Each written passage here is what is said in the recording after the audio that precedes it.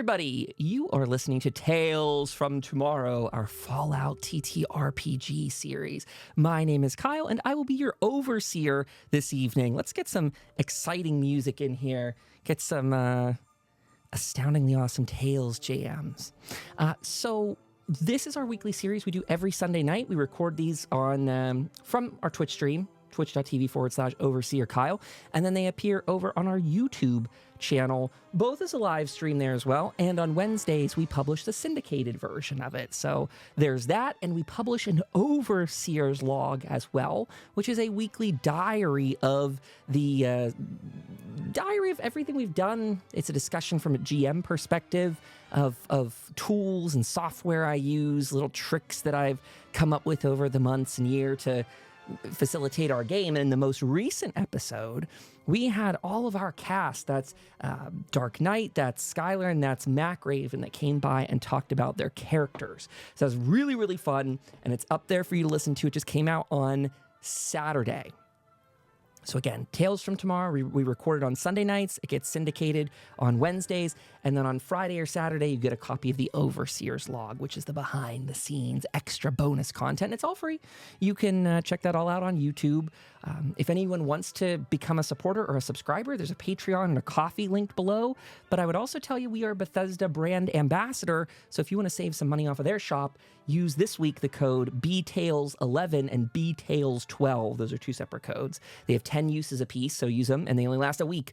But they'll save you 20% off at checkout, get a kickback from that. And if you're really interested in playing the Fallout TTRPG series, you can go buy that from the Modiphius website, which we have a code for as well. That's BTales, and that will save you 10%.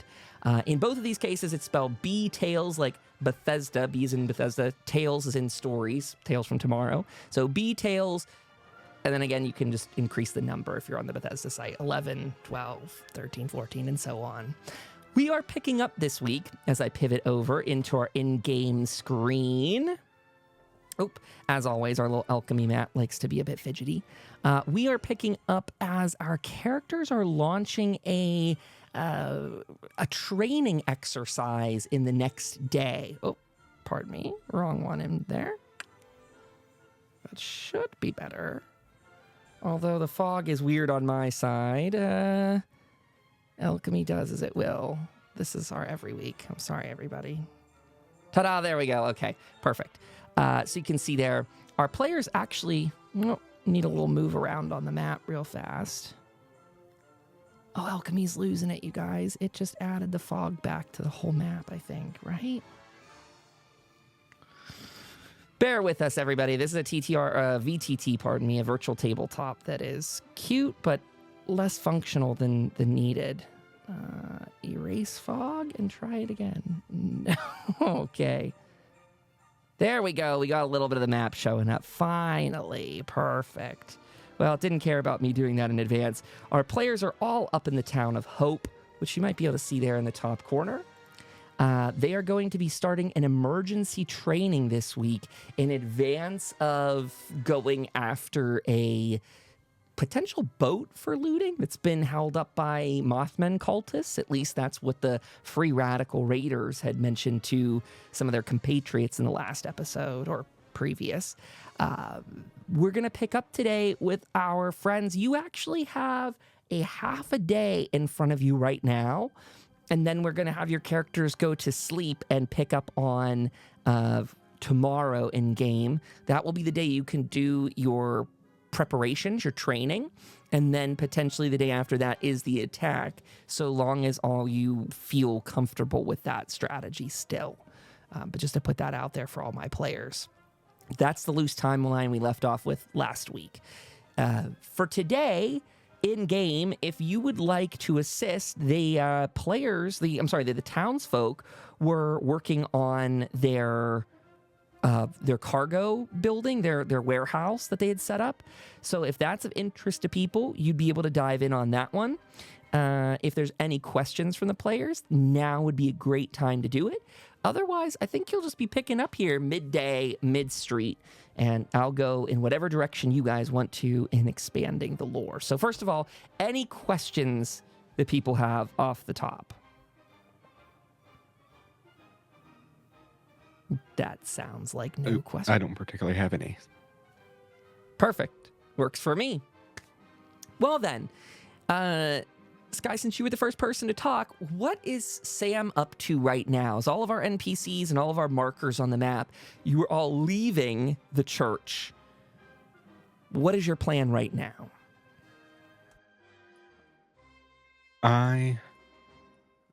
After some deliberation and some thinking, I kind of thought of an idea, and I was going to propose it to Mac and Jim, or to Raven and Jim.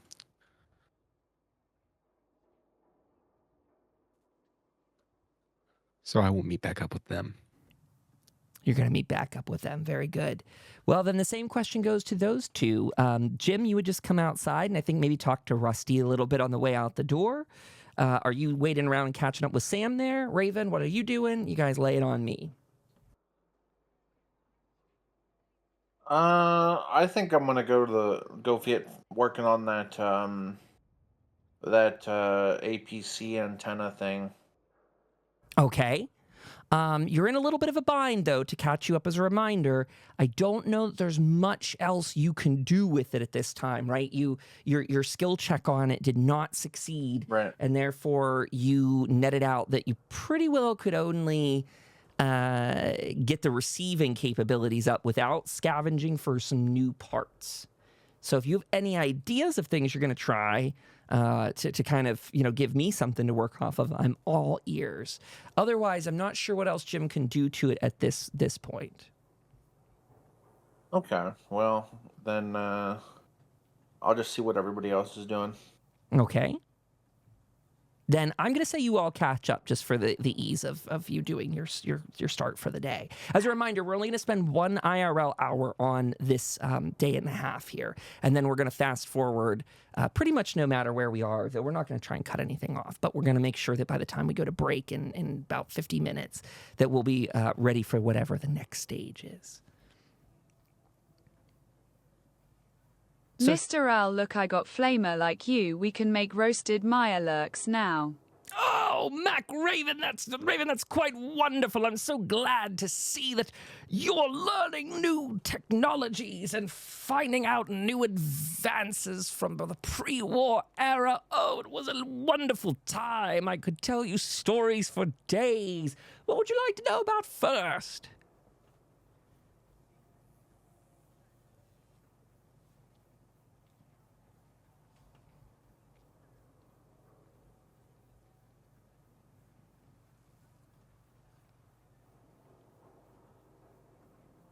And so Sam and Jim, while she's typing, are you guys meeting up then right now just for ease of moving forward? Yes.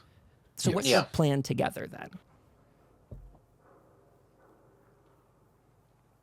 Jim, I wanna meet with you and Raven here in a bit, and Okay. I wanna throw some ideas about this little thing we got going on here, about this little plan. Okay. Sure.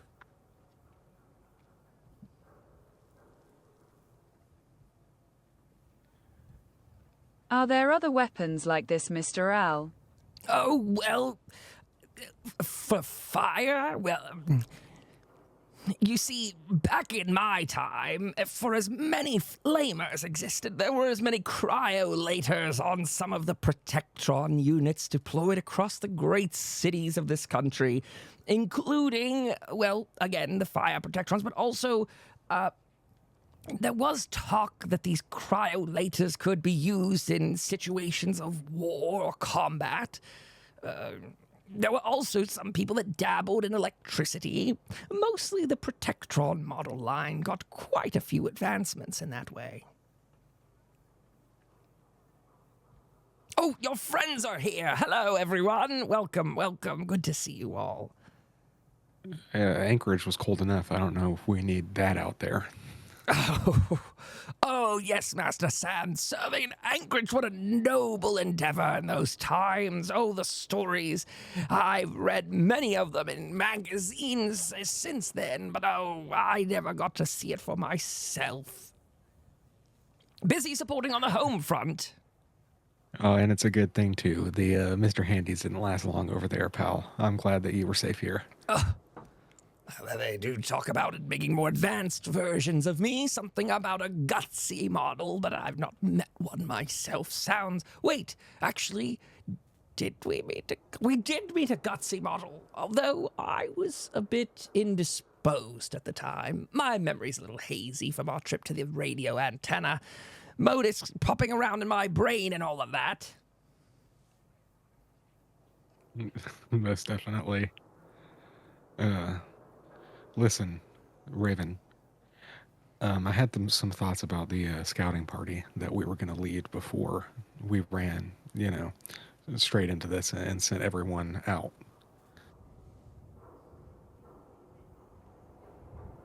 Yeah.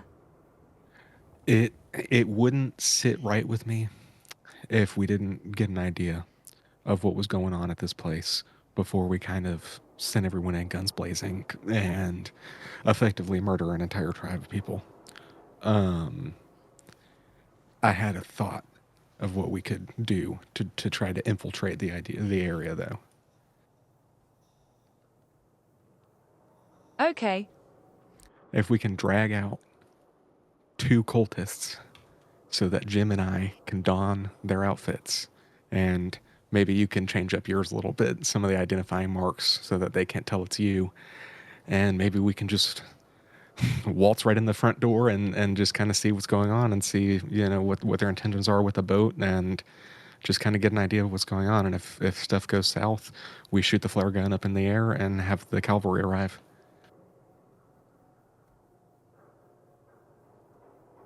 Maid I can lure 2-way to you guys.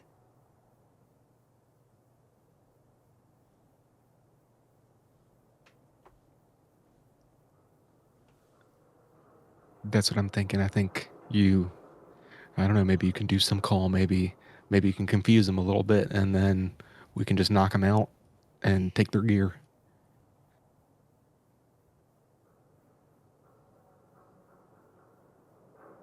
Sound like a plan.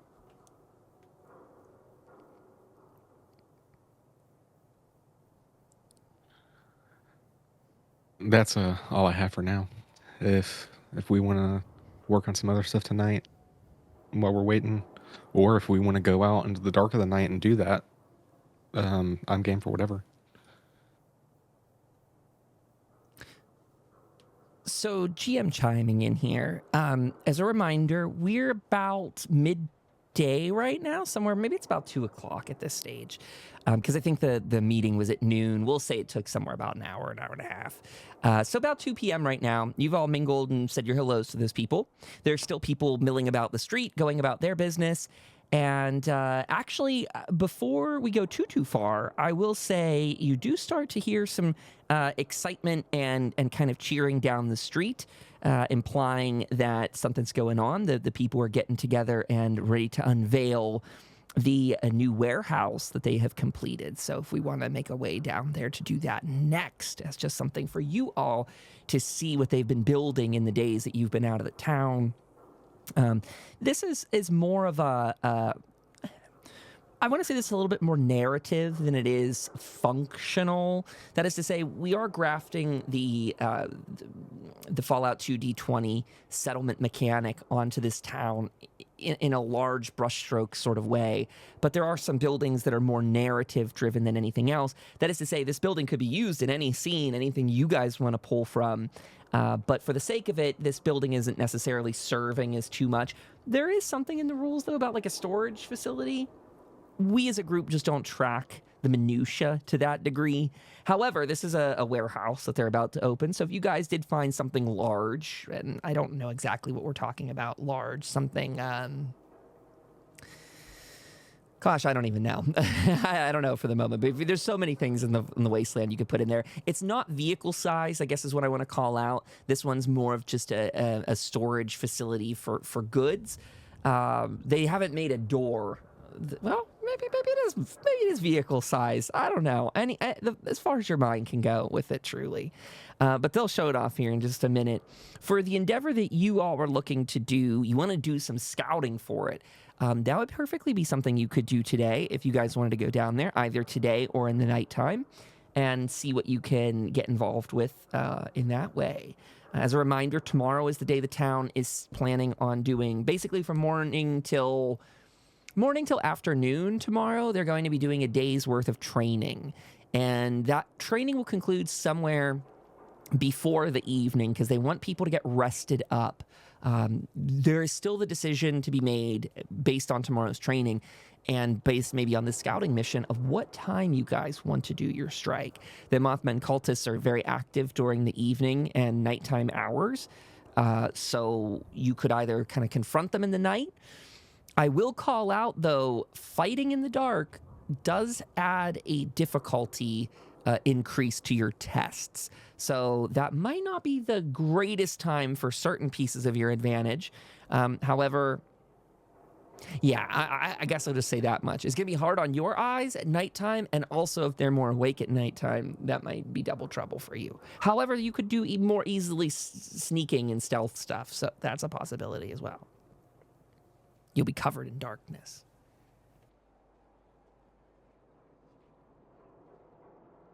Well, I am game to... Sam, someone sounds very happy. We should see what happened. I totally agree. Let's go check it out. Alfred chimes in and goes, "Oh yes, down the street they were saying the warehouse might be ready to unveil. Oh, the mayor's already here. What a lovely time. Hello, hello." Alfred's greeting people that he basically just said goodbye 2 moments ago. But as you get up here, you can see there is a bit of a congregation. Lena is there, Hell's Bells is there, the mayor, Protectron, is there. As well as just an assortment of other people around the town, people that had helped build it up. That goes from the farmers to the Brahmin tenders to all these other folks who just are facilitating with this. The mayor goes, "Greetings, welcome to the grand unveiling of our warehouse. Please take a look inside." And with that, he cuts a little small ribbon that they had tied out in front of it and shows off that you guys have this now beautiful warehouse, or at least functional warehouse. Maybe beautiful is not the word, I don't know. But you have this warehouse which is now close to the dock, which is being restored in anticipation of further travel throughout the region. This was kind of something that the town's folks did while you guys had gone off on your last mission to the Red Rocket Station. They had started it kind of as a adjacent building to the Trade Caravan Center, which for folks at home is just right here. So whenever a trader comes to town, there's a spot for them to plop down. But this gives the town folks a place to spread their material supplies. Alfred flies on in to check it out. I'm going to go take a gander as well. "Oh, Master Sam, look at all the space. Look what the things that people have already moved in here. This town is coming together so nicely. What a grand opening." Most definitely. We went from not having any stock to having a decent amount now, so hopefully we can just keep growing it. Well, isn't that the lovely part of capitalism, Master Sam? All these wonderful people coming to buy and trade and sell and create value and scarcity. It's just a wonderful American history and dream for our future. Yeah, it's truly the American way, ain't it? Yes, Master Sam, just look. So many doodads and baubles. I think I even see, a hot plate. How useful. It would probably be more useful in the kitchen, but it's good that, it's sitting here. Maybe it's to sell to someone who's in need. I don't need one because I have this flamer. And he goes and almost sets the flamer off, but then has a moment of hesitation where he realizes he's in a building that could combust. Yeah, watch out, buddy. You don't know what kind of explosives are in here. A great point. You know, maybe this is not my place to be. I'll see you outside. I'll see you, buddy. The mayor waddles in as he does. Greetings, citizens. Greetings. This is our warehouse.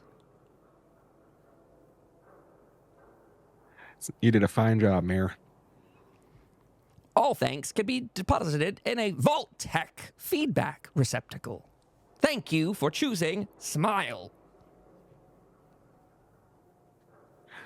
I'll make sure to get right on that. Thank you. Make sure to mop the floors before you leave. Yes, sir. And he just continues his little U-turn in there and just leaves after assigning you that random ass task. What a mop. It's this right here, but it's a warehouse. I think that it'll be okay. We're in the wasteland. It's gonna get dusty. Lena pops in and says, "Hey, I know it's not really available to show just yet, but you know, right up here, there is sort of a new office building they're all trying to get together. Office building might be a little bit too big of a phrase for it, but it is a building near the dock. I know it's not completely put together yet, but they got some stuff going on the exterior of it. You can kind of see they've got a little bit of a light going on, something to do with the water, but we'll see what the future brings. I'm liking what I'm seeing after y'all came to this town. Bringing good vibes with you." It's amazing to see how much has been built in such a little time. I agree. So you're all getting ready for tomorrow for the big training day? As best as we can. Well, I think the townspeople might be relaxing a little bit tonight after getting this done and relaxing and getting ready for tomorrow, of course. People getting some good rest, I hope. They're going to need it. We'll need everyone sharp and ready to go. Make sure that, they're well fed, well rested. You can't fight on an empty stomach. I couldn't agree more. Is your plan, based on what we said, we're going in guns a-blazing with the APC and just blowing them to high hell? Is that still our leading plan? I think that we're going to have you guys stay back a little bit. And me and the gang, we're going to try to swipe some Mothman outfits. We're going to try to infiltrate, kind of get an idea of what's going on, see how many people are in there, see if it's even really necessary for us to go in guns blazing. And then kind of take it from there. If anything goes south, we'll shoot this nice flare gun up in the air, and that means that you all need to come and save us.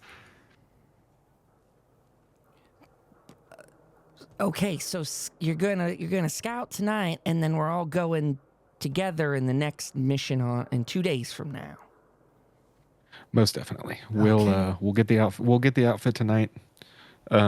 We'll go back there. When the day comes is when we'll go in there, but we might get the outfits tonight. Well then, depending on what time you're trying to get there, it's probably about a 3-hour journey maybe from here. Not too bad, but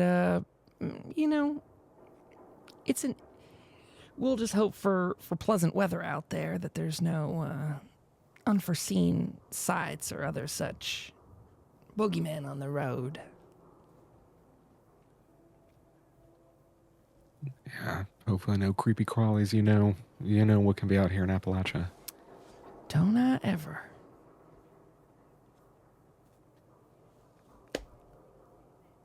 Okay, gang, so is your plan now to head out? What are you thinking about doing?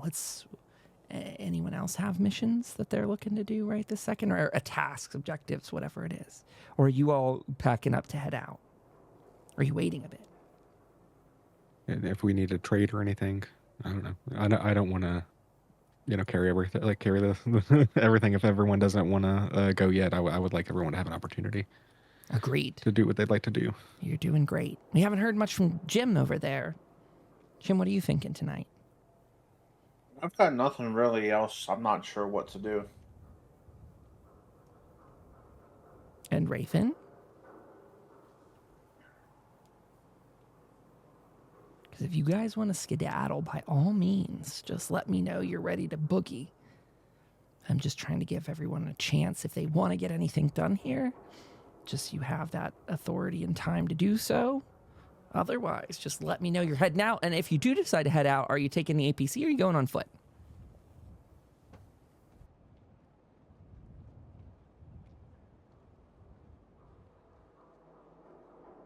I don't know. Oh, that's a good question. Yeah. That on the one hand would get us there faster potentially, but on the other hand, it also brings a lot of attention. Yeah, that's true. That's very true. Sam, should we take the APC?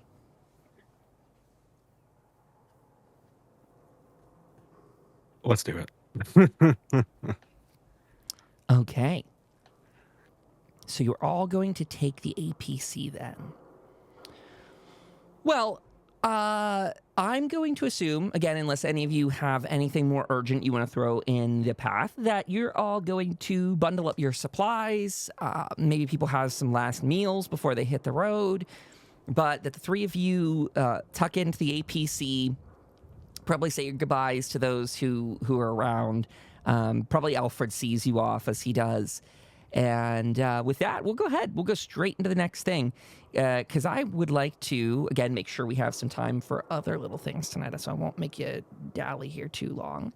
If these maps are revealing extra information, just close your eyes, players. I have no control over what Alchemy's doing at this point. It has far since abandoned ship tonight and is ignoring all my map commands. So again, if by chance, just please do me a little solid and try not to look at anything that's maybe secret.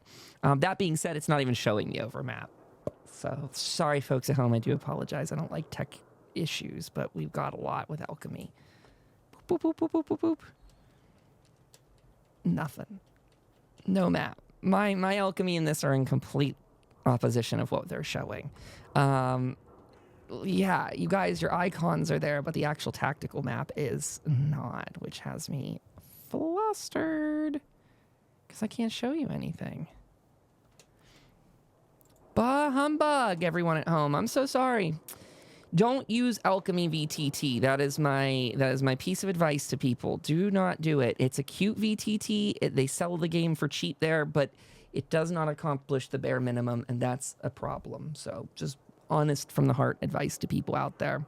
You can get the game for cheap there, and that's cool. It can be useful, but if you can't show your friends your battle maps, that's not great. So anyway, it is only about a 3-hour by foot journey to go down the road to where the raiders are. It actually is probably a little bit more than that, more like 4. But where you're going to go now, even now that I'm looking at the map, it's just going to be a little bit longer than that because you're going off of a beaten path from the raider location. So if you all are hopping into the back of the APC, we'll say that trip, which is probably about 6 hours on foot, will be about 3 hours in the vehicle. And we'll say that's kind of driving at a semi-leisurely pace, that you're not just like ripping it down the path, like out of control style, really going ham. So once you get to the area, let's see if it'll actually allow us the alchemy's all kinds of crazy. What the heck? It's showing weird parts of the map there. Okay. Once you get down there, we're going to go to this one. We're going to hope that your battle map loads tonight, because if it doesn't, we're going to have a hard time playing the scene. If you guys can't see where the enemies are. Okay, on my side, there is a bit of it that is loaded in, the correct bit. So that's a good step in the right direction. I like that. Hopefully you all can see it as well. I don't see anything. Try scrolling around on the screen. I got it. Good. Oh, there we go. There we go. First step Yes, for you I see guys it. will always be to scroll around. If I can see it at home on the stream playback, it's at least working. And that'll just always indicate that it's something on your side. Max had to deal with that too. It's a little bit annoying, but such is life. Better than what we had a moment ago, which is the program refused to show anything at all. So moving forward, you guys arrive in the APC, which does not always seem to have been synced to the players at home. Well, it might show up, it might not. But the APC is there on the field with you guys. There we go. I got it. Boom. Now, you're on this path. Raven, you could start us off with the very first roll of the night if you want to do a perception and survival. What time would we be getting here? If it takes about 3 hours and you guys left directly, we said it was about 2 o'clock, so you're looking at maybe a 5 p.m. getting here, if that sounds right to people. If you want to wait a little bit and be a little bit slower because you want to get here a little bit later in the evening, that's okay too. I think it's a good time because I'd like to get back and get some good sleep tonight before we do all that stuff tomorrow. Good deal. So Raven rolled what's actually complication in this test, which is good to know. So for Raven, this is very unfamiliar territory to you. This is not a space that you know well. You've not been down this part of the riverside. And to kind of point this out to you, let me do a little more racing on the map here just so you can see where the river is in relation to this road. You'd have at least this much intel with your line of sight. There we go. Perfect. You can have that car and such in there too. So zooming out for the people at home. Whoop. There you go. That is what you're working with. Sam, I am lost. Do you want to park the APC, hide it, and take it out on foot and just kind of look around?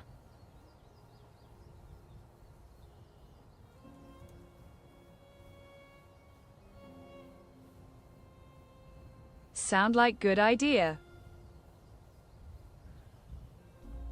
I figure we could just, I don't know, maybe we can move it to this nice little area right here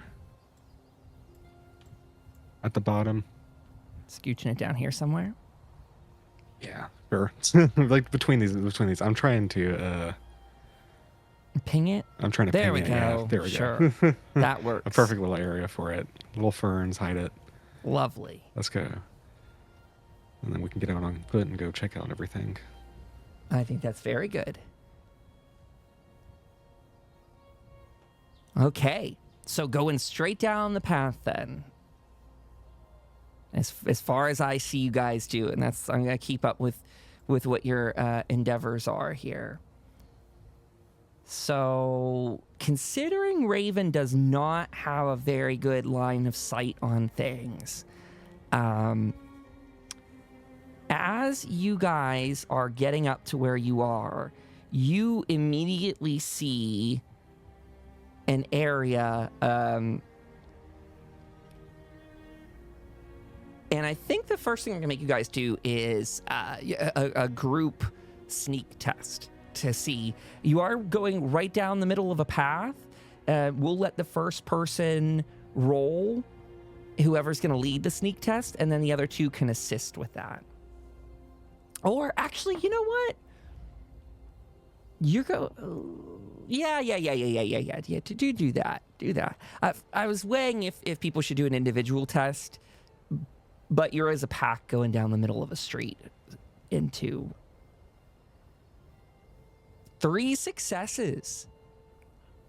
That's a good number, Raven, because I'm going to say that sort of actually helps you. You see that there is a Mothman cultist, pardon me, that says Raider in there. That's just for the stat blocks.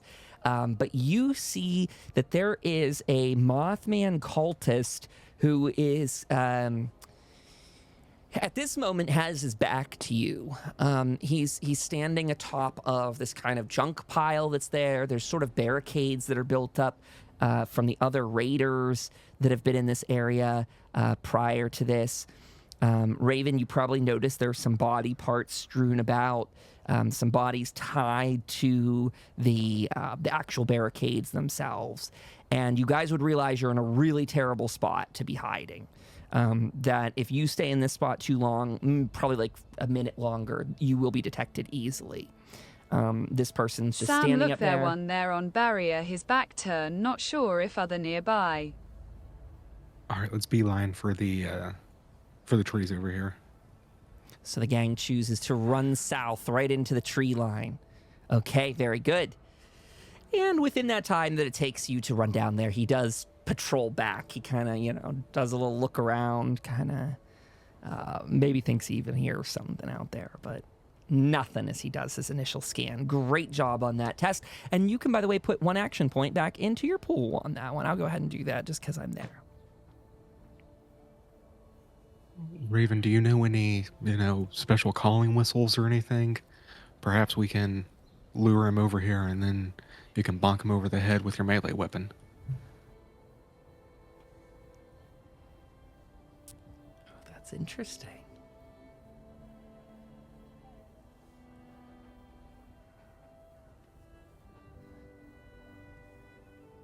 I like that. I wonder what kind of test maybe you guys could try for that one. I hate to give Raven a speech test because I think that's not an area she's strong in. But at the same time... I know my tribe's one's not sure if it will work. Yeah, give us a difficulty... Give us a difficulty 1 speech and charisma test.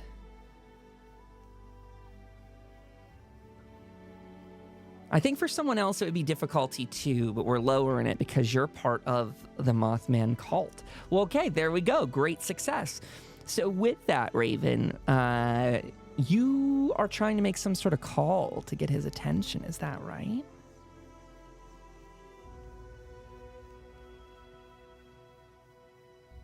You know what Raven might actually come up with is that it might be easier to use some sort of symbol to get him. Something maybe with the red eyes, the Mothman, something like that. If she has a good sound in mind that she makes, I'd love to hear that too. Whatever you think is best. You are the Mothman cultist, so I will defer to you.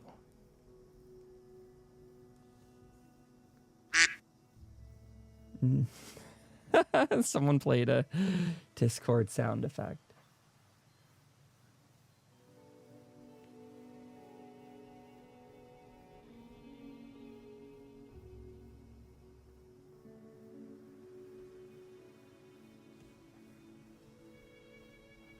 Give Raven an extra second here. She's making an owl sound. With that, Raven, I will say with your test, with your charisma, you do that. You see that the cultist steps down, kind of doesn't really say too much, looks over his shoulder at other bits, and I'll kind of unveil a little bit more on the map there. You probably don't have too much better of a vision than this on the vicinity up ahead, but you can kind of see that it stretches out a little bit more. So with that, you make your owl sound, and this Mothman cultist slowly but surely, a little hesitantly, makes his way over. By his light. Who goes there? I know that was not a sound of an animal of the wood. And he's going to do a perception test on all of you here and see what he can find.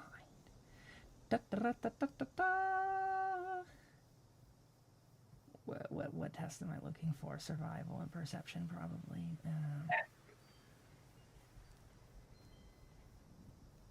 Yes, roll, buddy, roll. Phew. Okay. You already did your sneak test. He does not see you. Even though he got 2 successes on his test, he does not see anyone as he's getting close to this area here. Well, it must be nothing. Raven. You want me to grab him? I thought we were gonna. I'll grab him if you want to hit him or whatever. By his light, who goes there? And I'm gonna reach out for him with both my arms, and run. Maybe like a athletics? Yeah. Or You guys strength? can do an opposed athletics and strength test if you want to do that. That would be perfectly fine. Strength makes the most sense, but could I do agility? Yeah, I'll let you do that. Nice. With that, you are able to wrestle him. He is yelling, though, for what it's worth. He's yelling, "Get off me! Unhand me, you vile beast!" And you, Sam, are able to restrain him so he cannot reach for his weapon. He is still awake, alive, and shouting. So if you guys are going to do something with this shouting man, you better, because he otherwise is going to attract the attention of the rest of the people in there. Help! Help! Let me go! I clamp my hand over his mouth. You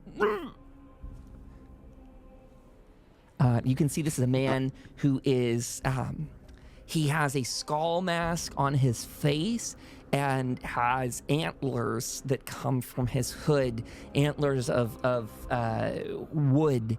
And he's got these cultist robes on. There's some bones attached to it. He has a hunting rifle in his hand, and he's actually, what weapon does he have in his hand? Pardon me 1 second. I'm going to see for my own self. Oh, he has a machete in his hand with a combat shotgun strapped over his back.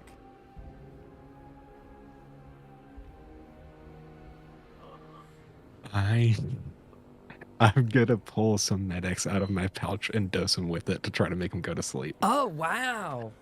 Okay, I think that's great. Yeah, you absolutely can do that, Sam. You dose him with medics, and in just moments, his loud grumbling through Raven's hands, and he succumbs to the intense injection of Med-X. That does take that from your inventory. That is used. And now you have an unconscious Mothman cultist within your grasp here. I will assume you guys have also pulled him back into the woods, probably, maybe? Or maybe you haven't. I don't know. You guys be the arbiters of that. But where you are right now is outside of the line. So I will just recommend that you scooch them all into the tree line there. Okay. So what's your plan now? You have a Mothman cultist. You see, I think whoever's out there, Sam, the rest, you probably would have looked over and paid attention that there are other people milling around out there. And I'll erase a little bit more of the map so you can kind of see. There is a guy up on the back of that. We're going to show him. There's one up there. So that dude's hanging out up there. Just a reminder to people at home, these raiders are Mothman cultists, just for the stat block. But also dressed pretty similarly, if that makes sense, you know.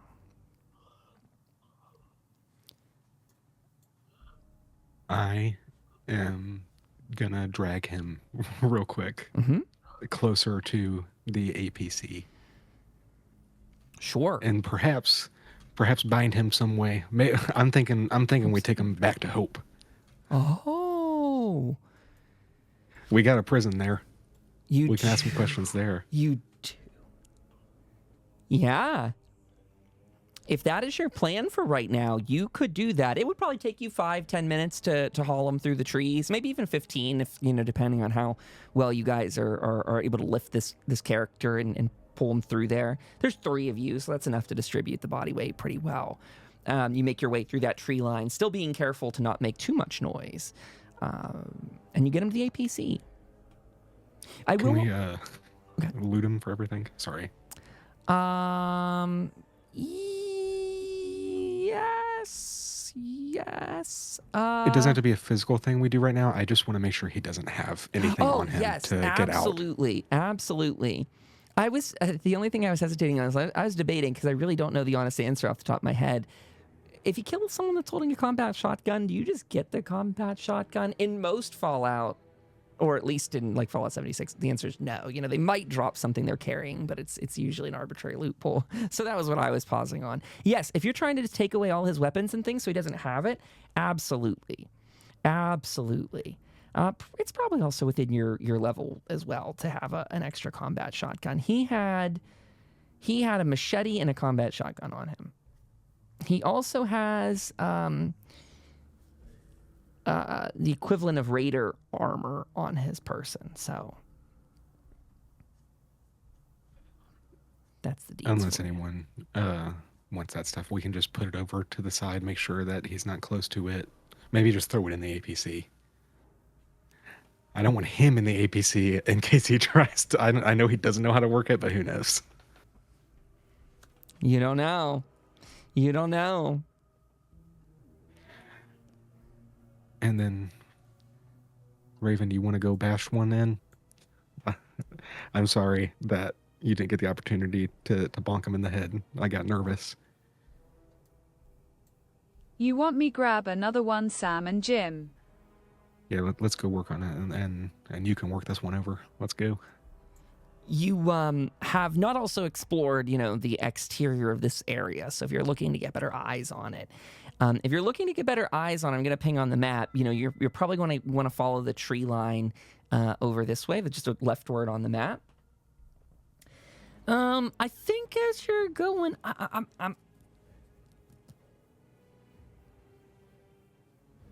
I think we'll let that test for all of you stand, that one you just did. I am going to see what the raider on the wall over here can make out, though, in general. He's just going to do just generic tests to see how smart he is at this sort of stuff. Why roll. I want your perception and survival test. Survival. Perception. Roll. Why won't it roll? There we go. Must be in a butt. Oh, he's oblivious, the cultist who stands up there. He has no idea. He hasn't even noticed that his other friend is gone. But if you guys are getting further over that way, go ahead and I'll erase some more of this for you. I get a little bit more eyes on the facility that's there. Probably seeing about that much of it at this stage. Seeing a little bit more. There are some body carcasses and things like that over there. Yeah, this is about what you're seeing. I will throw actually out a little bit more in the back of the map here for people too. That you do make out that there is a boat sitting there. It looks it's hard to get too much of it from the tree line where you guys are now. It's just a little bit too much behind these barricade structures. As you get closer to it, you see again the very obvious signs that these were raiders at one point. There's a lot of barbed wire, there's a lot of sheet metal, there's a lot of vehicles incorporated in wood and all the rest. But on top of all of that, where you could have imagined raider banners and other things, you see earthly totems, twisted vines, some lanterns strewn about. You might make out some wax candles at a distance, but that's about all you're getting right now. You're still you're still across the street from it, and you got a little bit of like visual avoidance or whatever the word is. You got things in your path making it hard to see. Obscuring is the word I want. Plans. All right, Raven. You want me to lure out this one? And you can bonk him on the head? Sure. I heard how that guy talked, and I'm going to try to do an impersonation of him. Oh. Okay, we'll have you do a speech test. What's your impersonation? You want to do it? I'm gonna pay 1 AP to see how it goes. Or to add an extra. Sure, go for it. And I yell out, "Brother, heretics in the woods! Help! Help!" Great. He's gonna be difficulty 2 for you, I think. I Easy. forgot to add another one, but it's okay. Easy. You got a 3 successes on it, so add 1 back to your AP pool. And with that level of success, he actually just shimmies right down the side of it without even going for anyone else. Brother, where are you? By his light, where have you gone? Get him, Raven. Sister, it is great to see you. Are you okay? Someone is yelling in the woods. Do not speak. Has his light taken your voice or your mind? I jump him and put him in chokehold. Okay, go for it. You can do a strength and athletics test on that, Raven. He's going to roll against you, so 2 successes. He's probably not going to beat you on this, but let's see what he does anyway. Play and strength and athletics. Here we go. 0 successes. So you're able to jump him, and you put him in that chokehold. And just like that, he goes out. Go to sleep, bother. Yes, go to sleep. And he is. You guys dragging All right, him back to the APC as well? Yeah, let's take him back. We got 2 guys with us. Hopefully one of them talks. Yeah. Wonderful. And you can do the very same to him. You can strip him of all of his gear and attire. He has on him combat. What does he use? He has a tire iron and a pipe gun on this cultist. His equipment is just road leathers. He doesn't really have any. So it'd be his cultist robe and some road leathers under that, something of that make and caliber. And you have your 2 Mothman cultists. Is the idea that you hightail it back then? Oh, for sure. Okay. With haste. Look, Jim got another one. Oh, wow. Good for you. See if you can talk when we get back. And unless there's anything else other people want to do, we'll go ahead and say you skedaddle out of here. We'll go flash right back up to the Hope map. That way can save you some time. And you'd get to the town about 3 hours later, going through the vehicle. And so if your next step is to take him to the jail cells, both of them, to the jail cells, we will go ahead and you can proceed to do that. It is going to be evening time now, so you got there about 5. Let's say it takes probably about half an hour to do. Maybe it takes a little bit more than half an hour, probably an hour to do those deeds. And that's 6 o'clock, so it's about 9 p.m. that you're getting back in town tonight. And we'll see if Alchemy will actually show you guys the map or not.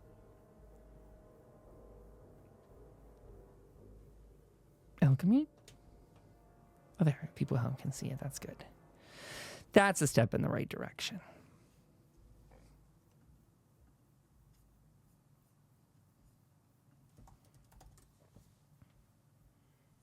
I am gonna go tell Tom about the fruits of our labor. If anyone else wants to do anything, by all means. Jim, Raven, if there's anything y'all want to do. Yeah, at this time of night, as you get back into town, people are, you can tell it's a quiet evening. Again, people are getting ready for tomorrow, for the training day. So a lot of the people that might be otherwise out, kind of just milling around, like keeping their places open and otherwise, they are pretty closed down for the night, pretty quiet goings in the town. Terry and them are still around. The cafeteria is still open, but not nearly as much hustle and bustle as usual. Raven's going to grab dinner and food, so go ahead and do that. You're all caught up on that. And if you guys want to do anything in particular tonight, feel free to tell me. Otherwise, my guess is that you're all going to just turn in easily. You're going to talk to Tom, though, first, Sam. Yes, I will. Go on in. Do my trademark knock on the door. Tom, we got something big. Sam, welcome back. How was your little expedition out there? We wrangled up a hunting party and we came back with some big game. We got 2 Mothman cultists in the back of the APC as we speak. Well, that is some big game. Mothman cultists, huh? Oh, well. Plucked them straight from the area where the boat is, so they've got to know some goods. That is very good information. Do you think we could get some more intel from them tonight, or should we pick up tomorrow? One of them is out cold from a pretty heavy dose of Med-X. The other one, he's just kind of sleeping off a chokehold. So we might want to, let them get some rest to let their brains kind of recuperate, make sure that they're all clear-minded for our questions. Oh, not bad at all. Hopefully Len will keep those protectrons, keep a double-duty watch over there, make sure it's all quiet, and we'll get some sleep. It's very important. We'll pick up in the morning, try and get some of our work done before we decide next maneuvers. This might factor in a little bit to our day if we figure out anything of real importance. We do have a That's what I'm thinking as well. Pretty great setup for tomorrow as well. We got 4 different courses for people to run through. Sam, we got pardon me here, let me check my notes. And he flips through there and says we've got a triage training set up, we got a shooting range set up, a stealth course, sort of practice for people staying in the shadows, and well, we also got a little bit of scouting work lined up for folks, make sure that they got the ability to see some distractions and other kind of alarming things. If people are doing well on this tomorrow, they'll definitely be ready for whatever combat befalls them in that next raid, I guess. I'm hoping that we'll be able to get everyone in tip-top shape. I'm hoping that we'll be in tip-top shape, and I'm hoping everyone makes it out alive. Well, I don't know how many people we're actually sending through yet. I suppose we'll see, based on the training tomorrow, how many people you want to take. This is a little bit of your rodeo, so you can let us know who's staying and going. Alrighty, copy that. I'll wrangle up a couple of these police protectrons and get these guys out in the jail, and I'll see you tomorrow. Sounds like a plan, Sam. Okay, we'll catch you in the morning. Is Smiles in there? Yes, he's in his charging pod. Oh. Is there any way Smiles can hang out with them for the night? Hang out with who? With the cultists. I have an idea. I was going to ask Smiles if he could give them a little bit of education on how to be a good citizen.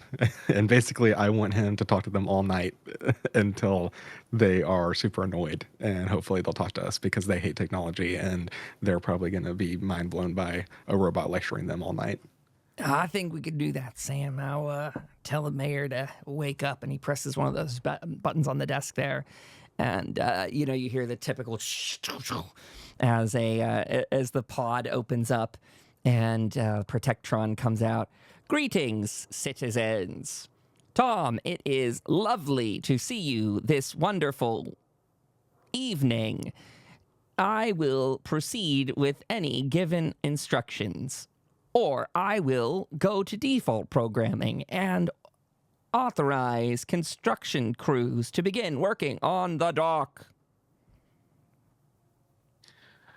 Mayor Smiles, I need some assistance, if you please. We've got a couple of ne'er-do-wells that they need a little bit of rehabilitation. Ne'er-do-wells. Referencing potential criminals. You need me to scare them straight. Absolutely. It is within my programming to give discipline, including corporal punishment, execution, torture, and or other forms of mutilation. Oh, well, that probably shouldn't be in your vault-tec program, and I'm not exactly sure how you got that. Let's keep it light. We don't need any forms of mutilation. Understood. Just a little bit of psychological torture. I am programmed in 25 different methods of psychological torture. Okay, maybe not vault-tec programmed. Just give them some history of America. Tell them about how we love law and order and how they need to be more like that. Samuel, did you know that in 1776, the greatest nation to ever be birthed into the world, and he begins walking down the street, beginning to tell all kinds of stories of American history as he progresses on his way to the prison. You're welcome to keep up with him if you'd like, but he is not waiting for you. I give Tom a big old smile and a chuckle and say, hopefully that works. I'll catch you later.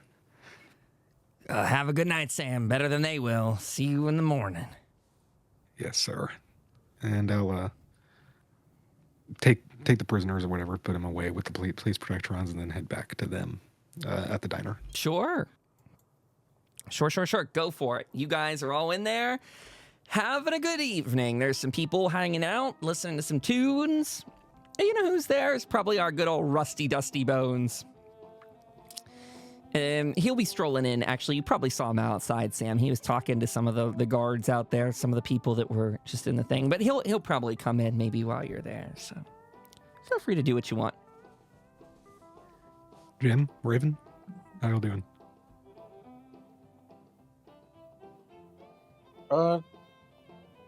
Just eating a lot of food. I'm hungry after what we did.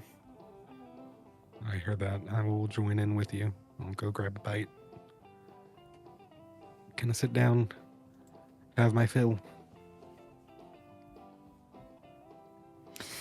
Go for it. As you're doing all that,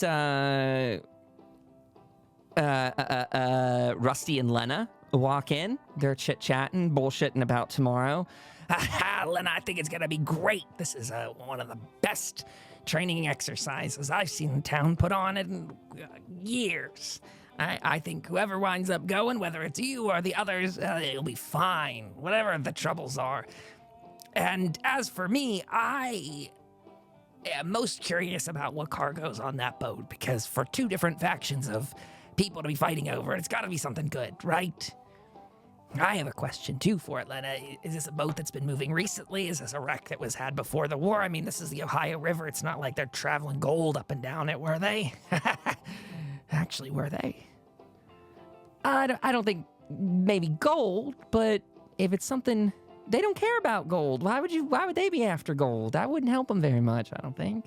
Maybe weapons? Raiders like chems, they're often trying to get those. But what would Mothman cultists want with a boat? Oh, look, our friends are here. Hi, everybody. Welcome. Good to see y'all. I'm grabbing me some food. And they go ahead and they take their seats after they get food.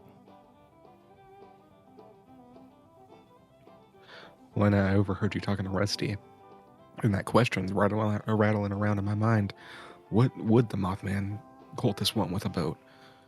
I mean, they're also not people who are super technologically, inclined. So for them to maybe learn how to fix it up or like learn how to use it, they must really, really want it. So I was able to swipe up a couple Mothmen with the gang.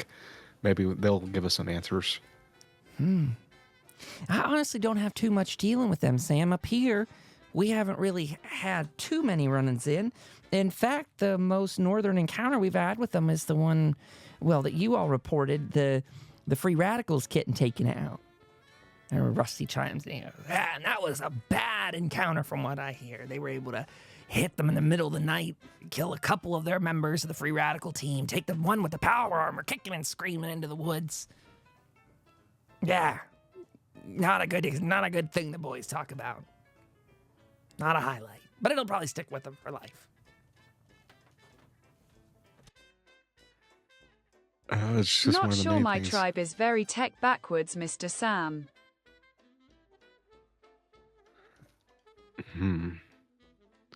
Well, hopefully we get answers tomorrow. Any thoughts, Jim? Not really, no. Well, I think it's a mighty fine idea. I think it's very impressive you were all able to gather them up here that quickly. I'm thinking we should all probably turn in as soon as possible, though. It's a good time to get some sleep. Start everything bright-eyed and bushy-tailed in the morning. I think it's going to be a good day. And we'll see where we net out. With new intel, with training in our way, it's going to be good. I'm sure of it. Here's to hoping. I appreciate all of your help. Good luck tomorrow. And I figure we'll see you tomorrow, bright and early. Sleep well, Samuel. We'll see you in the morning. Good night, everyone. With that being said, looking at the clock, we are going to go ahead and move into our 10-minute break period here. So we will run a 10-minute AFK. Everyone can regroup, regather, and reorient themselves for tomorrow's training exercise. Those will be taking place basically just around the church lot there, where they kind of have the fields and stuff, some open space. And yeah, you guys will have a couple different iterations that you can play through on some tests. I'll go ahead and set that up for you tomorrow. Well, as soon as we get back from break in the morning. So, everyone at home on Twitch, thank you. We'll catch you in 10 minutes. Stay sort of where you are. Go enjoy yourself for 10. But we will come back in just a minute early here and say to people, DK did decide to dip out tonight. He said he wasn't feeling well. So he's going to, I don't know, we'll leave his character behind in town tonight. Probably something to do with something he was eating there. I mean, he was saying he was, eating up all that food. So let's just hope he didn't go and get himself too much of that pink goo food paste, because that wouldn't be very good. For people at home, though, I'm sure you'd like to have a heaping spoonful of some pink food paste. Thanks to the U.S.'s Nutritional Paste Program, you can have all the sustaining nutrients and vitamins and everything else you need in a slop full of this. Just 3 trays of this every day, and you will be happy and healthy. No bad complaints about it have been lodged yet. So, enjoy. Okay. We'll give people an extra minute to kind of meander in here just in case from that break. We do have Raven back, so that's good. Shout out to Derek, who's lurking with us tonight. Anyway, I do feel bad. Poor DK is not feeling well, so hopefully we'll get him caught up in the next week. But we're going to leave his character behind here tonight, so we don't have to worry about Jim much in combat or otherwise. I don't want to get him hurt, wounded, or killed. So my thinking is, as you two are both getting back into the scene of things today, as you wake up in the morning, probably your 8 a.m. wake up, they're probably looking to start this training, say about 9 a.m. So you've got about an hour. And when you're waking up, I think Raven and Sam are the early risers for sure anyway out of this group. Jim's kind of the one to sleep in. I don't know which one of you would try and rouse him first, but whenever you attempt to do so, it looks like Raven might be out there. Maybe it's Sam that tries to shake him awake. Jim looks bad. He is pale. He's clammy, probably a little drenched in sweat. Jim does not look good. He's not looking good, Raven. He's unresponsive right now. I go and get some water, put it on a rag, put it on his head, kind of give him the basic fever treatments. Sure. It looks like we'll have to train without him. It's about this time as the door squeaks open. Good morning, everyone. I'm sorry to bother you, but I just wanted to make sure everyone is awake. The town is buzzed today. Everyone's ready for their training, and I want to make sure everyone here is in tip-top shape to do so. I see Sam and Raven, and where's Jim? Master Jim, you can't be sleeping all day. Today is a busy day. Oh, my. He's Mr. Al unfortunately Jim is indisposed. sick.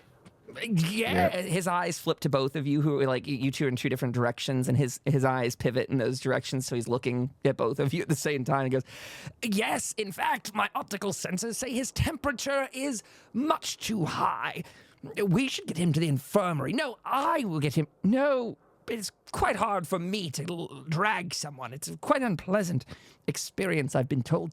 You could help take him over to the infirmary very quickly. I'm sure Jacob's team, those that remain there, he's in town, but I'm sure they can get him nicely set up in a bed. It's just down the street, too. How convenient. Yes. Maybe Jacob has an extra wheelchair, and I'll go grab one and wheel him over here. Yeah, Jim looks pretty damn bad. He is, again, hardly recognizing you. When you get him in there, the medical staff's like very attentive to this. They go over to him, take his temperature, get him into one of the gurneyed beds. The one asks you, is it something? He's looking really bad. You were part of the team that went out for the Mothman cultists yesterday, right? Is it that? You think it's foodborne? What the heck's wrong? It could be with him? anything. Maybe he got bit by something while we were out in that jungle. We don't know that forest. Could have been something out there. It could have been some of the food here. It's been known to make people sick from time to time. Did Jim eat something, or did one of Mothman get him? I don't know, Raven, but now's a good time to start praying to the Mothman. Does Raven pray to the Mothman?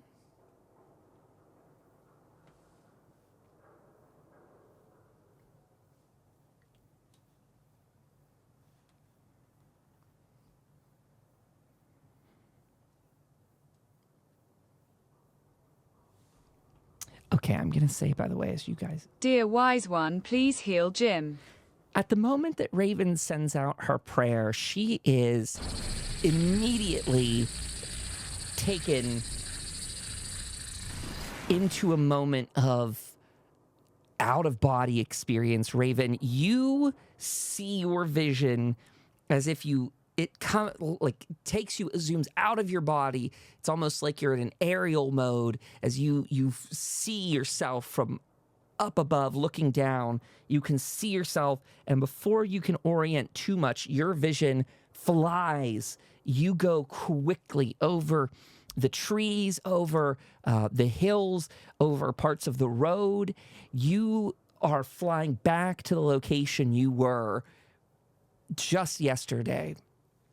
And as you are about to near the area where you had been stationed in the woods, it's as if your sight, you go slam back down to the ground level, and now you're looking horizontally like we normally do. Instead of this vertical down view, you're now seeing straight ahead like normal.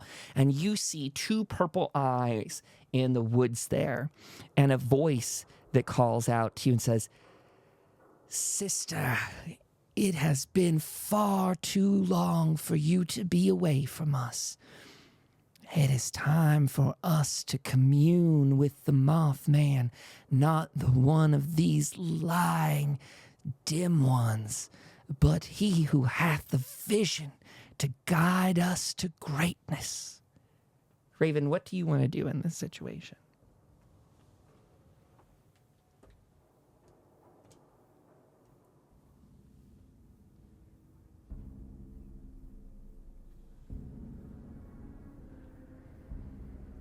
Master, I hear, guide me. As you walk forward towards the two purple eyes, you tuck into the tree line, and you see them. Now you getting into the dark of the trees. It's like they're recessing backwards into the woods as you go in. And there is a clearing now in front of you where you can see a silhouetted figure in black, much like what you have understood the Mothman to be, a somewhat roundish figure. And as you get closer, in a burst, in an instant, moths scour outwards in this great wave of them, as what remains behind is a man with a hood over his head, with a symbol of a Mothman in his chest that has two purple eyes. He goes, "Sister, my name is Observer Errol. You are about to embark on a journey you will not come out of the same you enter in. You are about to confront those who have darkened our light, and we cannot have such blasphemy claiming this land. You, sister, who are most recently from them, you must understand that what they worship is wrong. Sister, your time to bring these heathens to heel is here, and I must recommend, no, I must relate to you that he wishes none of these deceivers to leave these parts. Will you complete his task, Sister Raven of Clancy Manor?" Yes, they have twisted the words. I should slay them all. Well, then you walk with his blessing, and I'm happy to pass on and bestow that gift to you. Raven, pardon me 1 second. As you are in the middle of this, he is...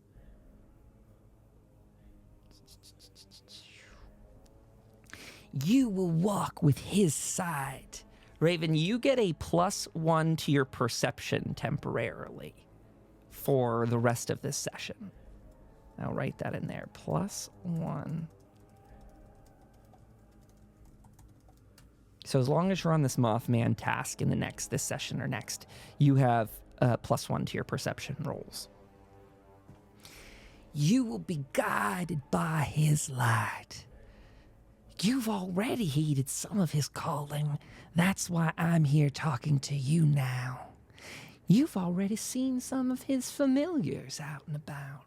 Some of those wonderful little moths you've been following into dark places. And he says that he reaches out a hand to you as a moth just lands on the tip of his finger, most outstretched. Loyalty to the wise one is rewarded. He's not known for his patience, but he is known for his wisdom. He did save us all, after all. Yes, Master, I will kill them all for the wise one. And then we have to have a talk about that wonderful town you're a part of. What interesting people. It will be interesting to see if they are able to help with his mission, as they seem so keen to do now. But I wonder what they'll think when it's time to bring them to the light as well. You know of Hope? Oh, we know of so much with his word. We've been keeping a special eye on you. It is rare to find one who has such convictions as you. And it is beautiful that you have found such a rich flock to bring to our pastures. It might be possible that these people yet strive in their journey and make their way to Lantern as well. But that will depend on how well you do in persuading them, I suppose. It's unfortunate his gift is not one of charisma for one such as yourself.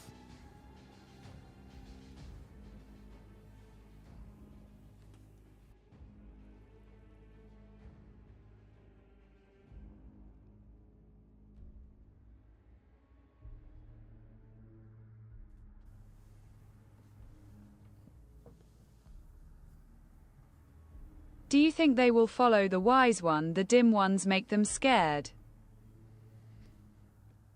Well, there is something aboard that boat which is of utmost interest to the wise one and myself and our congregation. You see, I will keep it brief and tell you that boat had previously been a vessel of ours for traveling to Point Pleasant. You may know of the equinox of the Mothman. In fact, we're coming upon one soon. It is reaching the end of September soon enough.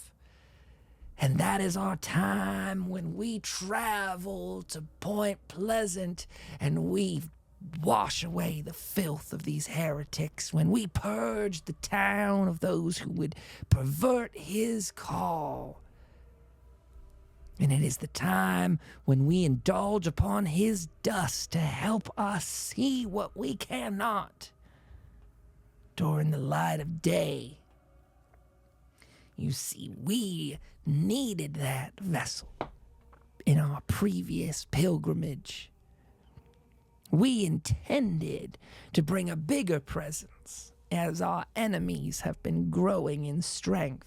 What used to be accomplished by four of our more resolute cultists has become more of a challenge. Appalachia has become a breeding ground for the dim ones. They worship those red-eyed Mothman, which are nothing more than feral dogs, but they worship them like gods. We can't stand for this. Your first task is to remove the heretics.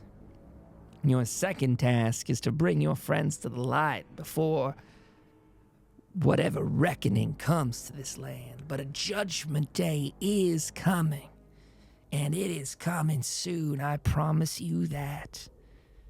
These lands are ours. The Mothman's shrine, the Mothman's chapel, all of this land is rightfully ours. Now, we love some new congregants to the flock. Let them come with their arms open, and we shall receive them. But those who do not will be slaughtered like rabid animals in the streets, and we shall venerate him in their blood. And I'll envy you for your part in that mission. That is the danger of being an observer like myself, is that I do not get to directly partake in such earthly pleasures anymore. But you, just look at you. Your skills in battle have proven Remarkable.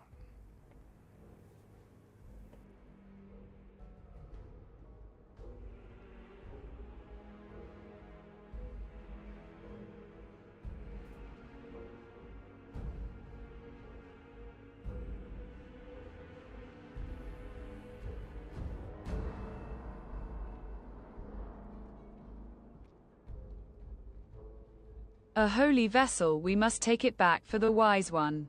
Master, do we have to kill the ones that don't believe they seem like nice people? Well, there are only those who follow his guidance and those who do not. And as we've learned through experience, those who do not will lay ruin to this world and its people. And we will not be part of that again. We've seen what hiding can do. We've seen what happens when we retreat and allow bygones to be bygones. We've tried to play nice with those who don't see the light, but those days are beyond us now. You'll know what to do when the time is right.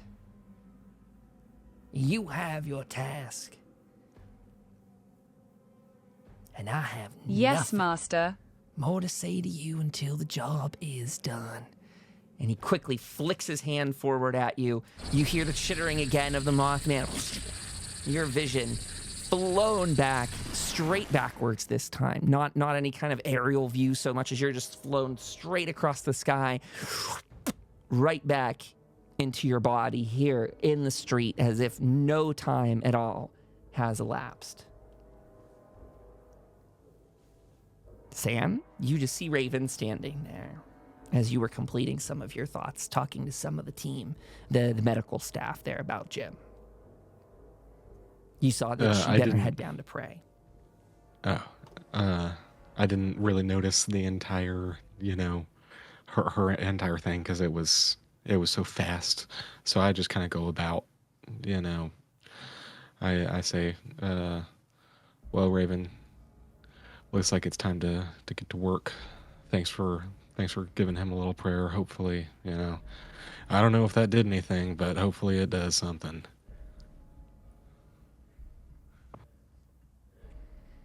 Yes, I have much to do.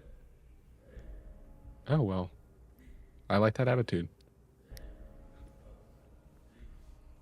Oh, Master Sam, Master Raven, I'm so glad you've delivered Jim. It's about time. We need to start making our way into town. Make sure you grab some food quickly. If you want to stop by the cafeteria, you have time. About a half an hour till the training begins. I'd like to give you some information about it before we get there. And so that you all know, for today's, we're gonna do this in probably within the next 20 minutes or so. That way you guys have time to move on to the next objective tonight. But for the meantime, you will have a day's worth of training up ahead. 4 different exercises you can partake in. Each one will last your character taking about 2 hours. This is emergency training. There's triage training that's related to curing injuries. You have a shooting range training, which you can focus on whichever type of weapon you want, whether that's small or big guns. You could do others as well if you want, but those are the primary 2. There's going to be a stealth course set up that has some bells, tripwires, and some guard patrols you need to kind of get around, as well as a scouting duty sort of mission where some of the tower guards will give people things to look out for, threats in the distance, other kind of alarming sights. If you complete these tests with a difficulty 1 completion, you will get a temporary increase to the governing special skill, or special attribute. So if you were to complete the medicine test today, you will get a +1 to your intelligence. If you do well at the shooting range, +1 to perception, do well at the stealth, +1 to agility, and the scouting duty is, it was going to be +1 to perception because that makes sense, but I'm going to actually do endurance for people. That way you have a chance to get something a little bit different.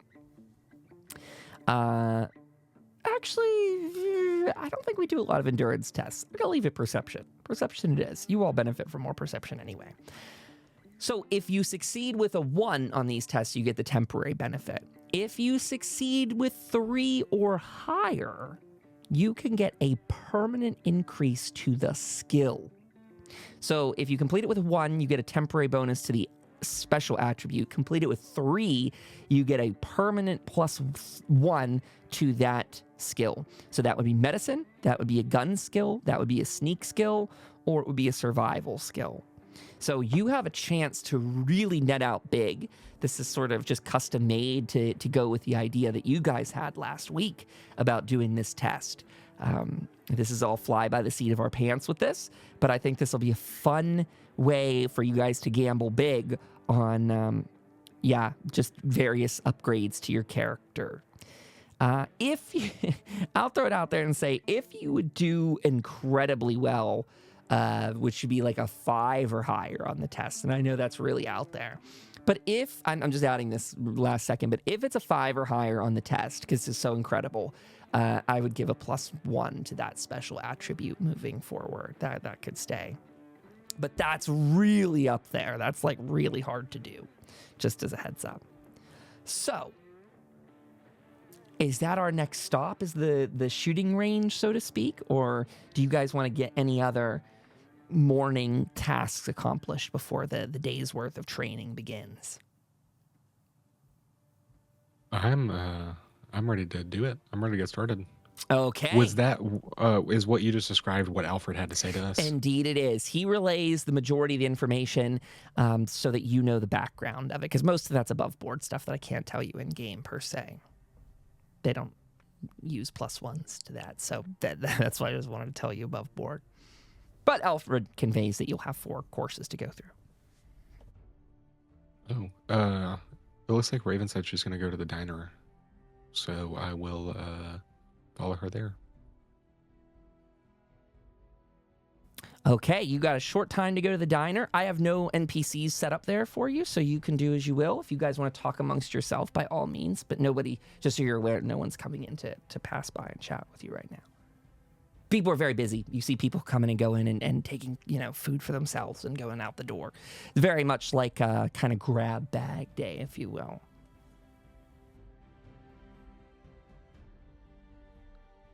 I'm going to eat some food while I wait for Raven to collect her thoughts real quick, and then I'm ready to move on this. What are you having for breakfast, Sam? I don't know, maybe something light. Maybe a squirrel on a stick. Ooh, yum! I love me some freshly grilled squirrel on a stick. Nothing gets the blood pumping. Mr. Sam, what are you going to do with prisoner? I'm thinking that we'll have a chat with him after all this is said and done. See what they have to say. Quick interjection here. Based on the timing of these tests, I'll throw out another option. So the town's going to do these tests that start in about 30 minutes, a day worth of trainings. However, if you guys want to forego one of the trainings, you could go and talk with the Mothman. They give you a 2-hour window that you could skip out on a training of your choice. Just so you have that in mind. You could wait till later as well. However, I mean, I don't have a huge mechanic set up in mind that one will affect the other. Just to throw out there that, you got those couple trainings, those 4 trainings, and if there's anyone you don't really care to do, you could do that instead. Talk to them. Otherwise, they'll be there all day. Maybe, they'll just be where you left them. I don't mind trying to do them all, because I think that it could benefit both of us a lot. Sure. Go for it. Absolutely. And then we'll just hit him up. We'll hit those fellas up later after we're done with this. So, do you want to go start with the first one, Raven? Sure. All right. Where are we headed to? They are all congregated up next to in the church courtyard. This area, of course, is a little bit bigger than what you can see on the map, but this part of the church is sort of vacant space. There's gardens there. There's what you see are set up as some mock shooting ranges. There's some dummies out there that have been set up. You can see Tom's talking to some people, Lena. And as you guys are coming up to it, Tom does gather everyone's attention. The mayor kind of wanders around too. I don't even know where. Oh, no, actually, the mayor's still on his task from the night before. He hasn't moved. So Tom's there. He's organizing people. He basically tells everyone exactly what you heard from Alfred on the way over, which is that we got this all organized into 4 different courses for today, from triage that Jacob's going to be heading up. We got shooting range, which Hell's Bells will lead. We're going to do stealth course, which Lena will be walking people through. And some of the town guard here will be helping people with scouting duty, so you can get some ideas of what they keep their eyes open for, keeping this town safe. You could all take different turns going around, kind of round robin, go to whatever station you want to start, pick one that's not overcrowded already, and you can go from there. Every 2 hours, we'll blow the whistle, or have Alfred here make some noise, and you can go ahead and rotate at that stage, go on to the next. So you can see some of the people, you're like, go ahead, you're dismissed. We'll call out the start in just a moment. And everyone starts to kind of shuffle off into different groups here to proceed with their tests. Is there any you guys want to go for in particular, or you just want to take them in order 1 through 4 for the ease of it, starting off with Jacob's training? Oh, let's do 1 through 4. That's easy. Easy. So you guys wander over. You see Jacob's got a couple different triage kits kind of splayed out there.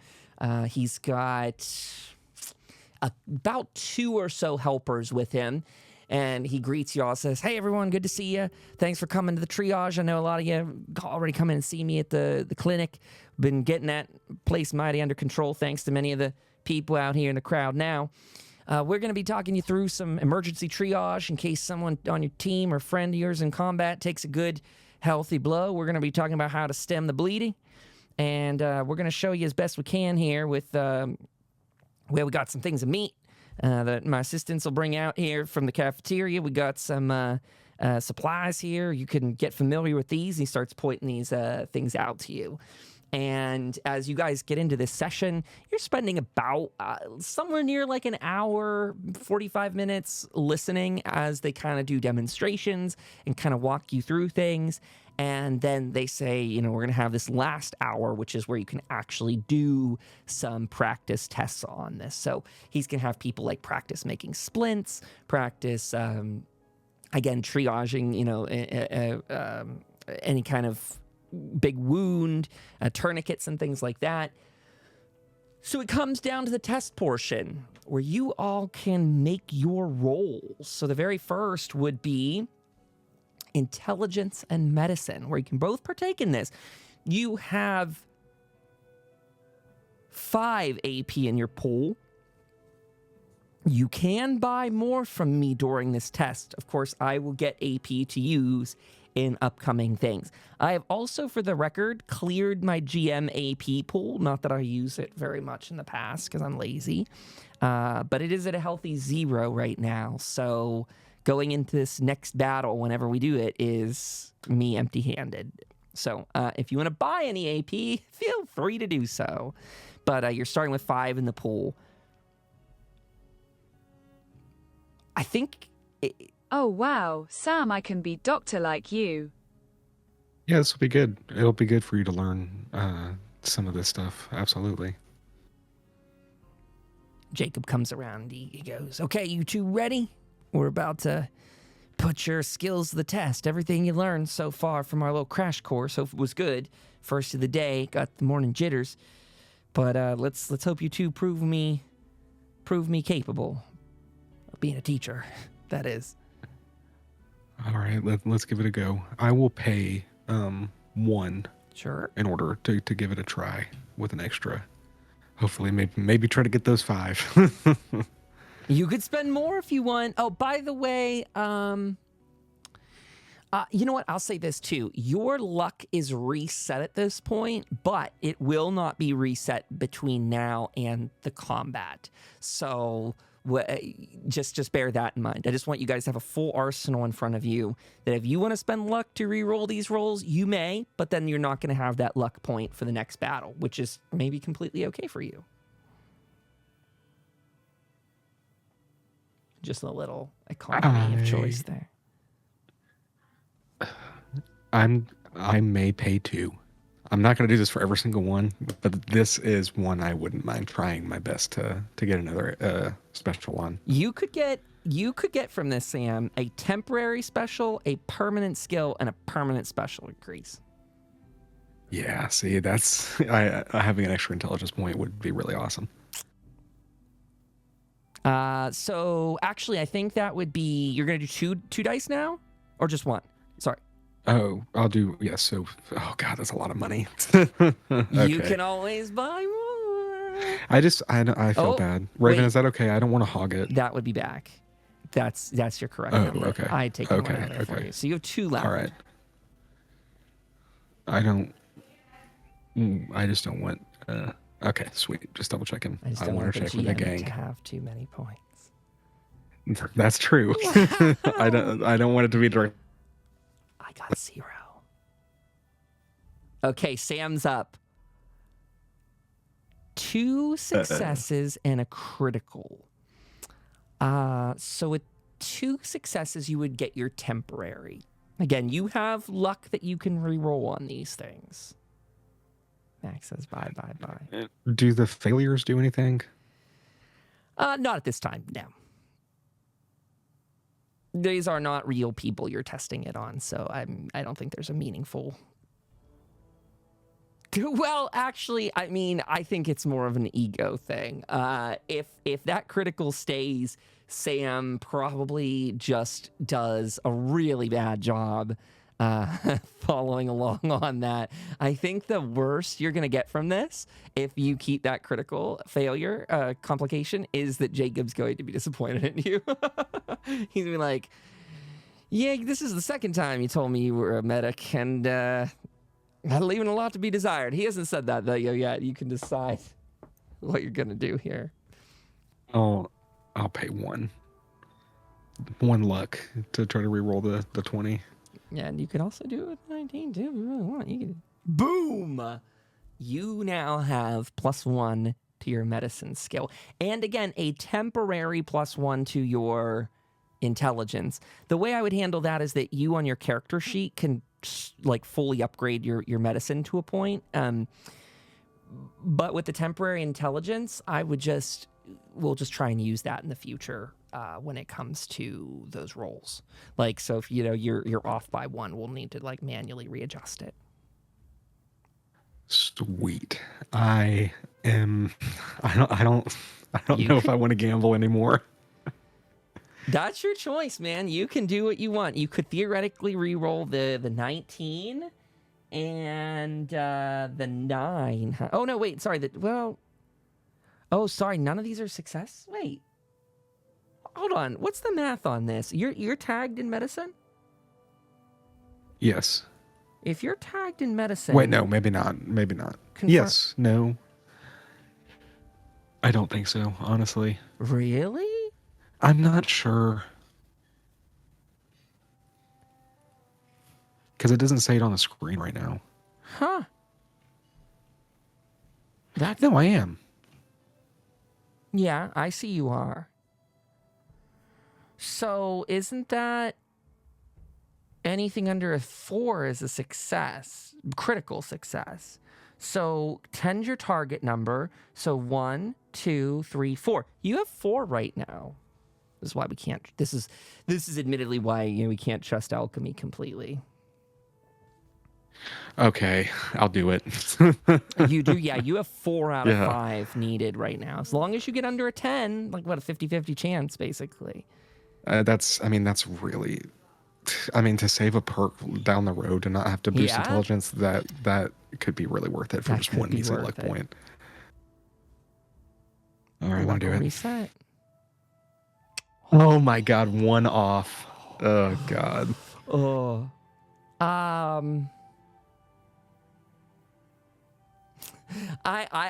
not trying to bend over too hard to give this to you, but I think there could be something where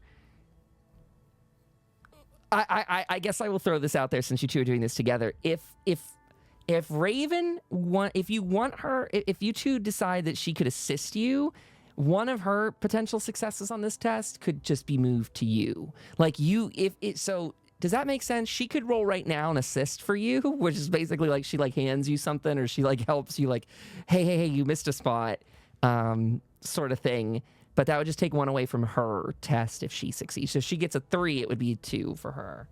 She likes the idea. Raven, you could go ahead and roll. Why don't you roll your entire, however much you want to roll for this, Raven? You could, with what's in the poll right now, you could be rolling 3 dice. If you want to spend 1 point, you would roll 3. Or you could buy an extra point. You could roll an additional 2. You could buy more.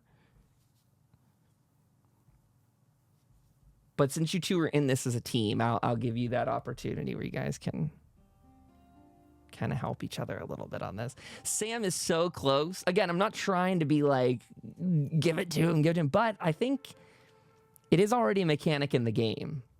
You're going to buy 2. Okay. So that means all of your pool is gone and I get 1 point. Okay. So you're rolling 4 dice, Raven, for a medicine and intelligence test.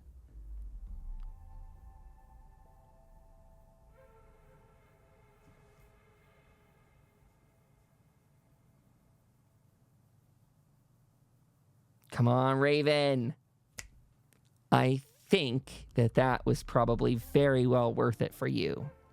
So instead of you getting a +1 to your intelligence this round, Raven, you will get nothing from this test. In this case, you forsook your own work to help out Sam. And in that moment, Sam, you now have 5 successes, which grants you your boon. You are a very real one, Raven. Thank you. You now have a temporary +1 to intelligence, a permanent +1 to intelligence, and a permanent +1 to your medicine skill. And Look me a drive. Jacob comes over and goes, No, you're not. No, actually, she shouldn't touch any bodies. If it comes down to it, Sam, you don't let her stitch up your wounds. You go to someone else. She's a nice person, but don't let her stitch you up. How you, on the other hand, though, this is good. Look, you even got that spot I didn't think you'd see on the test. That's impressive. I'm really impressed by that, Sam. Good work. I appreciate it, but I couldn't have done it without her help. Well, mighty fine of you to say it. And about at that time, you hear the whistle. And you hear Tom yell, "Okay, everyone, good work. For those of you that passed your test, it's time to rotate. Everyone, new position, new task." And with that, you are moving over with Hell's Bells, who is setting up the shooting range. She's got some makeshift pop-up targets over there. Alfred goes, "Oh, this is lovely to see you all. I will be the one holding these targets, so I would love if you don't make any mistakes and shoot off an optical sensor or a hand. I can't regrow those so easily." And Hellspells goes, "Exactly what he said. He is going to be our moving target man of the day. He's going to hold up little prop dummies. Do not miss and shoot our Mr. Handy unit. That would not be a good win for the day." So she's going to talk you through a couple different guns that are common to this part of Appalachia, things that are easily gotten a hold of at Hope. She walks you through ways to reload them and gives you all the option. This is one that's sort of important to Raven to make the choice. You could use this as an option for small guns or big guns. This means that the big gun's what governs the large cannon and the tank, or the APC. So just as a heads up to you, this one has a gun skill of your choice on the line, as well as a permanent and temporary perception point. So, without further ado, Hell's Bells does her speech. She says, "Okay, everyone, to the shooting range. Let's go. I know you guys got some good skill. Let's see you put it to the test today." And Mr. Handy goes out there. Okay, I'm ready. The last group didn't blow an eye out, so I'm hoping you won't either. If you Question. I want to try something bigger, Sam. What would recommend? What do you have? I mean, you have that flamer. That's a pretty big one. You could ignite the targets. Yeah, you could do that, says Housebells. It has a different weapon than I expected, but you could do that.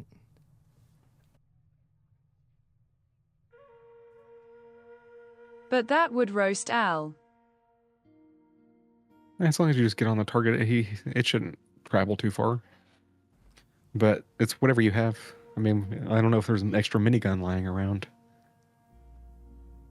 For the sake of today's I'll test, BBQ. there would be, yes. She'd have a couple extra guns out for people. I have a question. Can we use perks and aim for this? I can use perks and aim for that's a really great question. Yes. Yes, you may. Yes, you may. Is that mini gun, Miss Bells? May I try that? Yes, you may. It's quite a heavy one. She like clunks it into your hands. Yeah, they don't, not a lot of people running around with these in the woods these days. Not unless they're in power armor already. Oh, that big boy. It is. But it puts a bunch of holes in the enemy, and so it gets the job done. Quite a popular choice in the Wasteland. And so whoever wants, I mean, I don't want to cut your RP short, but I just want to say if you guys want to go ahead and do rolls, these will be your perception and your governing skill for it. So small guns, but big guns are covered by it. Let me check, making sure. Oh, big guns is endurance, by the way. So I'm just going to retract kind of like, you're going to get the skill points that's appropriate to you. So just so you're aware. You could get an endurance out of this. Or Time perception. to duck Al. Okay, I'm ready. Fire away. And he holds up these kind of cloth dummies on sticks. He's got them in his pincer on sticks. Raven connect. Oh, is that Raven? Yep, Raven connects, and Sam connects as well. I would like to re-roll it with trigger discipline Sure. if possible. Go for it. One A little bit better, success. but not great. Yeah. Both of you, Raven, you get +1 to your endurance, and Sam, I guess we said it's small guns. It's agility. It shouldn't have been perception at all. I'm sorry. This was agility or endurance. My bad. So you get a temporary to your agility. So +1 endurance to Mac temporarily. Remember, this is the one not to add to your stats. This is just a +1 in the future. So if you go into this combat using big guns, you will get 1 lower on your target number. And the same for Sam there. You'll get 1 lower on your target number. So your target's 12, Sam. If you rolled a 13, that'd make it a 12. Same for Raven. If your target is a 6 and you rolled like a 7, you'd get a success on that.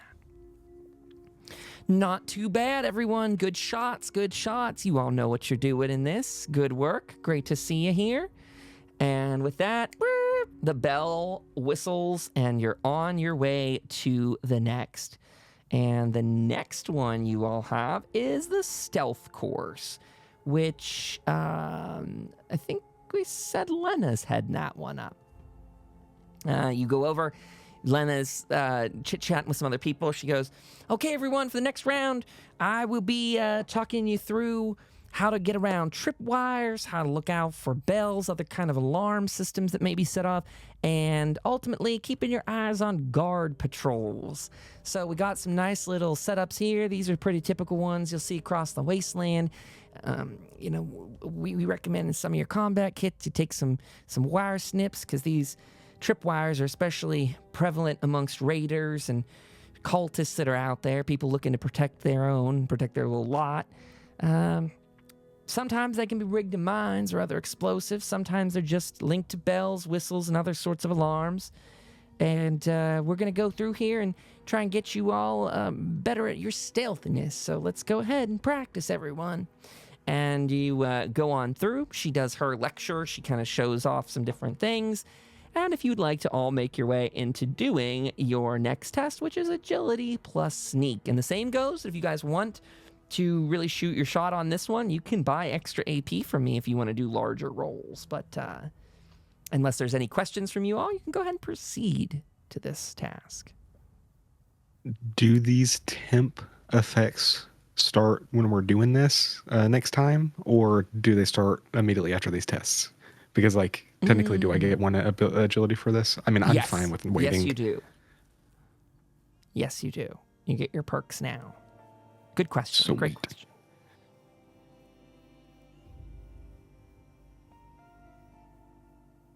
Did that actually help you? Yes. I mean, because otherwise my target number would be 10. That's so funny. So you got a 2 on that one. That's cool. I guess it doesn't really help you, but yeah, but you do pass. Actually, in hindsight, and I'm sorry, I'm not doing this. I didn't do it retroactively. I don't know that it really matters. But because you achieved one of these scores but fell short of another, I'm gonna give you the 1 AP for that. Like you got the 1, but there's nothing for 2. If you had scored 3, you wouldn't get the AP, if that makes any sense. But if you got 4, you'd get an extra AP from that. So you got 1 from that, Sam. You generated 1, and especially because your temporary perk got you that. Sweet, thank you. And Raven, you're up next. If you want to spend luck points, again, you've right now in your pool, there's the ability for 1, but you could also buy more. This is pretty important to you, I think. I think you like your agility and your sneak skills. So if you're looking to ramp those up, these could be times to buy AP. Or not.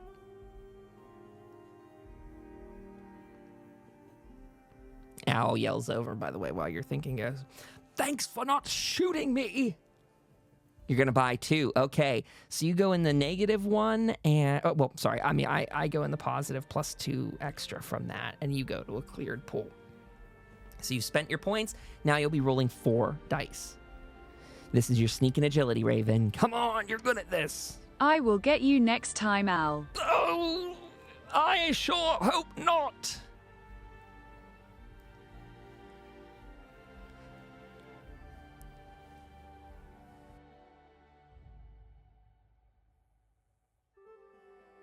Come on, Raven. 2 successes on this. Let's make sure. Yeah. Would it be a possibility for me to give my point to her? Ooh. I think so. I will say yes, but I will take that AP back. Yes. Yes. So Raven spent 3 AP to do that. Wait, is that the... Yes, that's correct. That would be the correct math from that. Yes, you can have gotten a 0 on your test to assist her on that one. And so she now has 3. And Raven, if you want to re-roll any of yours, the 15 and the 17 would be the best. If you could theoretically re-roll a 6, but you don't really want to do that probably. But actually, I'm sorry. You don't need to keep that, just as a warning. I'm sorry, I spoke too soon. This is if you really want to go far. So you got 3, you get at least +1 to your sneak from that. Because you got 2 successes and Sam gave you another, so you 3. If you want to get 5, the 20 didn't work. You can let me know if you want to do that. That spending of your luck to re-roll that is completely optional. And you may even have a perk for this too, I don't know. I don't think you do, but you could. I don't think so, though. I don't think you have a sneaky perk. You got the Pyromaniac perk? Wow. Yep. When I told her to use a flamer, I felt that she did.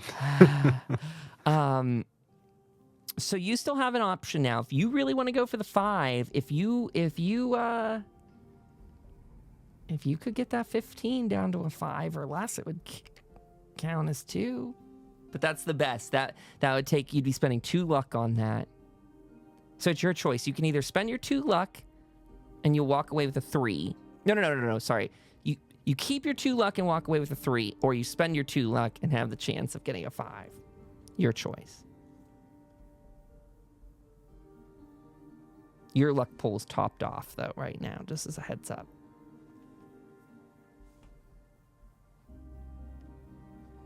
We'll see what happens. What's Raven gambling on here, folks? Can she do it? Time will tell. Okay, keep your luck, keep your roll. You walk away with a temporary +1 to your agility and a permanent +1 to your sneak. So you should go add that to your sneak right away. Or at least make a note that you do not forget to do that. Your sneak will be capped out at level 6 now, so that's really great. And with that, the whistle blows. Lena comes up and says, "Oh, well, Raven, that's a freaking fantastic job. You did great on that.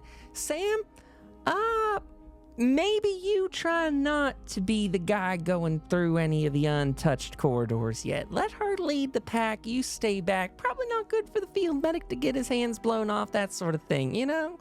Just play to everyone on the team's strength. No I in team and all that."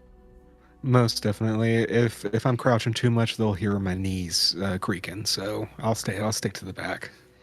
Well, you know, whenever you go out there in the wasteland, if you find yourself some robotic legs, I'll be happy to cut your knees off and place them on there for you. Don't you worry about it, Sam. I will keep my eye out. Thank you. And Tom hollers off, "Okay, everyone, get to your next spots." And this one's just being hosted by a couple of the guards from town. In fact, if you want to be really nerdy about it, they're over by one of like the guard outposts that are like up against the wall over there, probably like out looking over the cemetery or something like that. You know what? That's for the lore of it. That's where they're doing it. They have a couple things set up in the cemetery, like behind tombstones and stuff like that. Sam, exactly where you are. There's kind of a little wall encampment sort of thing there. Used to have it on the map, not anymore, but there's kind of one of those little wall boxes and up on a little tower. And it's not so high up that you can't hear a guy. You know, he's up there. He's leaning down and kind of talking over you all. Just sort of like perfect level to be preaching to people here. And he's like saying, you know, "Hey, we're going to be looking out for a couple items that we're always searching for. Me and the guys who do the guard routine here, we keep our eyes open for all kinds of oddities. First of all, this is going to sound super obvious. Sorry to have to say it, but be looking out for lights of any kind, various colors. Be mindful of what look like artificial lights, which could be indicative of some of the robots out there." And he kind of points over to like a police protectron. You see like his little light on his head.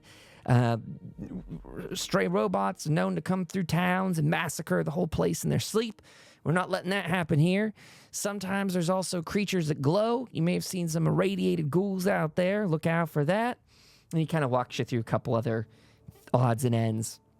He goes, "Okay, we're going to be, I'm sorry it's daylight, so this is a bit maybe trickier of a test, but so can be looking out in the day. It's when people's guards are at the lowest." And he has you all do a little bit of a perception out there into the graveyard. He's like, "What I'm going to have you do is you're going to come up to the top of this, and you're going to have only 10 seconds to identify where the target is in the graveyard. No more, no less. 10 seconds. Well, less. No more than 10 seconds. Tell us what you find, and if you get it right, you're good. And if not, you're dead, theoretically." So, who's up first? I won't be able to see it, so let's get this over with. Okay, get up here, old man. Let's see what you got. And this is a perception plus survival test. Something Raven may be really great at.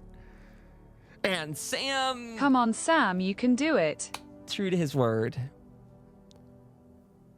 "Well, old man," he claps you on the shoulder. He says, "Sorry to say, but in that time, they would have blown you to high hell. Remind us not to put you on guard duty here." Yeah, I just need you guys to get the eyes on it for me, and then I'll point and shoot. Got you. He helps you down the ladder. "Okay, Raven, you're up next. Get on up here." Sam need glasses.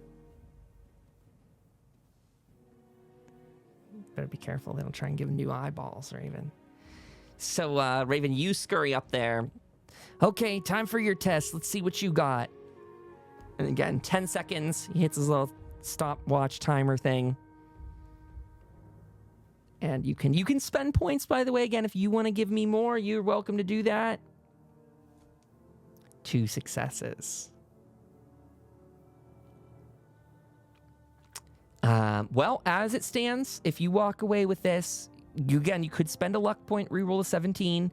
The 4 is really great. That's groovy there. But for the 17, if you want to luck reroll it, you could wind up even better. If you got below a 14 on that, you would get a permanent +1 to your survival skill. Actually, because the game caps them at 6, you will get a point that you can spend on something else, I think. Your survival's already at the max cap. I don't know what to do. If bumping it up one's better or just giving you a different perk. Probably a different skill. But it's your choice. You don't have to do that, but you could. And you're right on the verge of it, and you got a really good chance. You're saving your luck, really? If that's your wish, then there you go.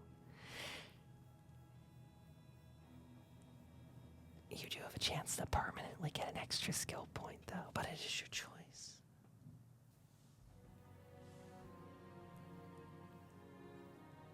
Okay.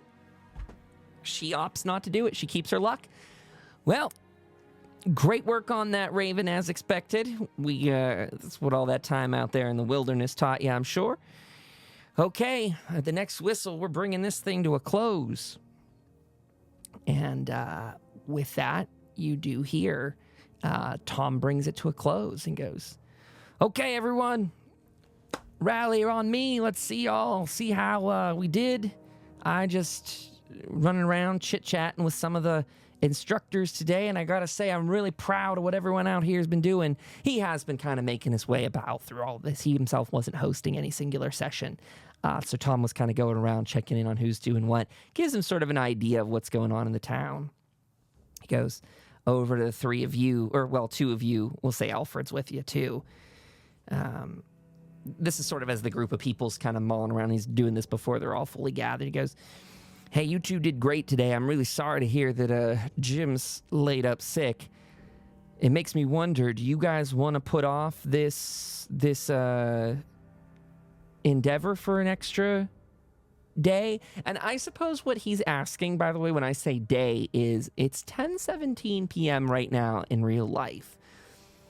I am fine with you guys doing a battle, but it would be one that you do without Jim, and it would be a little bit time crunchy, just in the sense that we have a hard cap at 45 minutes. The other alternative is you could spend a bit more of this time conversing with the people of the town and also maybe talking to the Mothman cultists for tonight, and that can be your remainder of your session for this evening. So if you want to tell Tom to, that we're going to make sure Jim is healthy and rested, that's okay. Again, it was a temporary sort of a TBD on the time of the invasion or attack or whatever you want to call it. I would like to do the latter because there's some stuff I'd like to do. I'd like to get like the entire infiltration bit done, and that might take some time. So I'd like to wait till next week to do the actual invasion. Sounds good. Honestly, between you and I, Sam, that might be even better because, well, as they always say, the walls have ears, and I don't know. It's never a bad thing to switch up the day and time of an invasion or an attack on a group, just in case. Plus, you guys were there in the last 12 hours, 24 hours, so. Yeah, they might get an idea now that their 2 buddies haven't come through. That's my thinking as well, Sam. Okay, well, everyone, now you're all gathered around. Good. You all did very well today on this very first Hope training course day. I'm really proud to see a lot of our townsfolk, folks who spend a lot of time doing our more manual labor, those of you who are tending the fields, those of you who are keeping the stores running. I'm glad all these people could make their way out and attend these various sessions, and I hope you all take away something from it today. You did very, very good. I'm proud of all of you. And look, I could take up more of your time talking and bullshitting about this, but I think I'll let you go. I know many of you probably want to go eat. It's been a long day. We did 4 tests, so that's 8 hours worth of tests have been had today. I'm sure you guys got a little lunch break in there at some point, but yeah, it is 8 hours later at the end of all of this. So it is now what we start at 9, 10, 11, 12, 1, 2, 3, 5 p.m. So it's kind of the perfect time to split for dinner as everything's coming to a sort of close up here. And, there's just a constant atmosphere of people milling about and chatting with one another and all the rest. So if you guys want to say anything to these guys now, you can. I'm sure a lot of other people will be shuffling through to the diner and things like that. A cafeteria. All right, Tom, I think I'm going to go have a word with our pals that we brought in last night. If Raven would like to come, she's more than welcome to as well. Good luck to you, Sam. Hope they spill the beans, so to speak. We'll see. Good luck. I'll catch you later. Okay. So you two are down to the jail. Raven, I'm hoping I sent Smiles out here to work him over throughout the night. I'm hoping that that didn't give him any opportunity to pray to their Mothman or anything. Who knows? We've had a lot of weird stuff happen with you doing that, so they might have been able to get a link back to their group or something. So hopefully that stopped them from being able to even think. You go in there, and there's one police protectron in the center area. Greetings. You are looking for the Mothman prisoners. Is that correct? Yes, sir. Please proceed down the stairs. You will find them at the end of the hall, restrained. Make your way down. Make my way down. It's kind of, again, walk that's through. Sort of small, cramped jail cells on both sides. You make your way to the back, and as you get down there, you hear the mayor. He goes, Chapter 13, Early Settlements. Europeans brought horses, cattle, and hogs to the Americas and took back maize, turkeys, tomatoes, potatoes, tobacco, beans, and squash to Europe. Many explorers and early settlers died due to being exposed to new diseases in the Americas. And he's just going on and on and on, basically reciting all of early American history to the cultists. And as you're getting closer to their cell, you see one of them sitting on the floor with his hands on his temples, and he's sort of rocking back and forth with his legs crossed. And he goes, Holy Mothman, please hear me.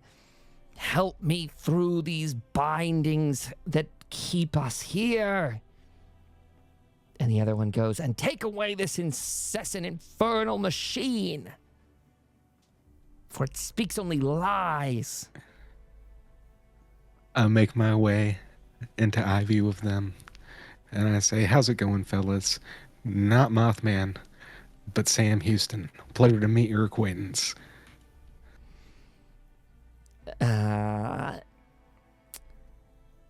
The one who is not on the floor rocking, the other one, in his own separate cell, he looks at you and goes, Why have you taken us?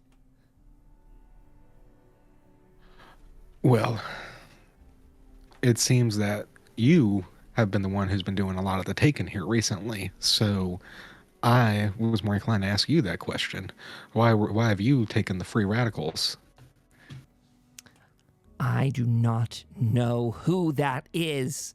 You have taken me from my perch. I was overseeing his greatness and his mission. You have brought me to somewhere unclean, perverted, and foul. All right, cut the dramatics, buddy. It's no more perverted and foul than anywhere else in this wasteland. He Now, looks around at the bars and the metal and the concrete. I beg to differ. You may not know them as the Free Radicals, but you may have seen a group of guys, one of them in big, shiny armor. You know what I'm talking about? No, we have not seen anyone in shining armor, though we have killed plenty who have stood in our way, some in power armor, not so shiny. Yeah, that's what I'm talking about, power armor. You have some of those guys recently?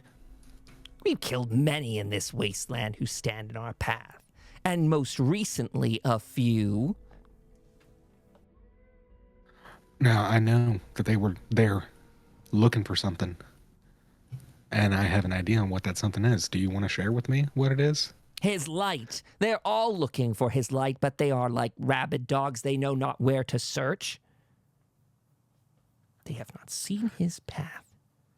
If by his light you're referring to a nickname for a boat, like they used to do in the old days, that's more akin to what I'm talking about. You know, the thing that takes you on water. A boat. I know of boats. I don't think they want boats. They want enlightenment. They want to see the path. This is not some hidden phrase. This is not a name of a vessel. They want freedom from this accursed place, as do we.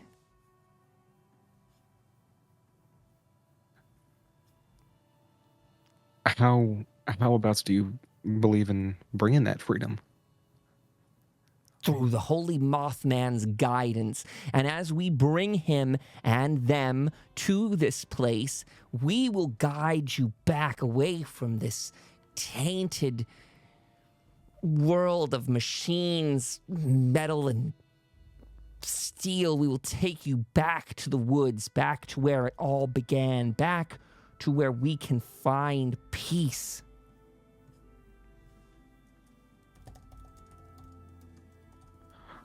That area in the woods that y'all were in, have y'all been there long? Is that, I mean, y'all didn't just come across this place recently, or have you been there for a while? I think at this point you can go ahead and roll a difficulty 2 speech and charisma test to see what sort of persuading and convincing you might be able to do to get the coax information out of this guy. I will pay you for one more die. Okay. And also, would I be able to use Smooth Talker on this as well? Yes. All right, sweet. Okay, I will roll that up. 1 moment.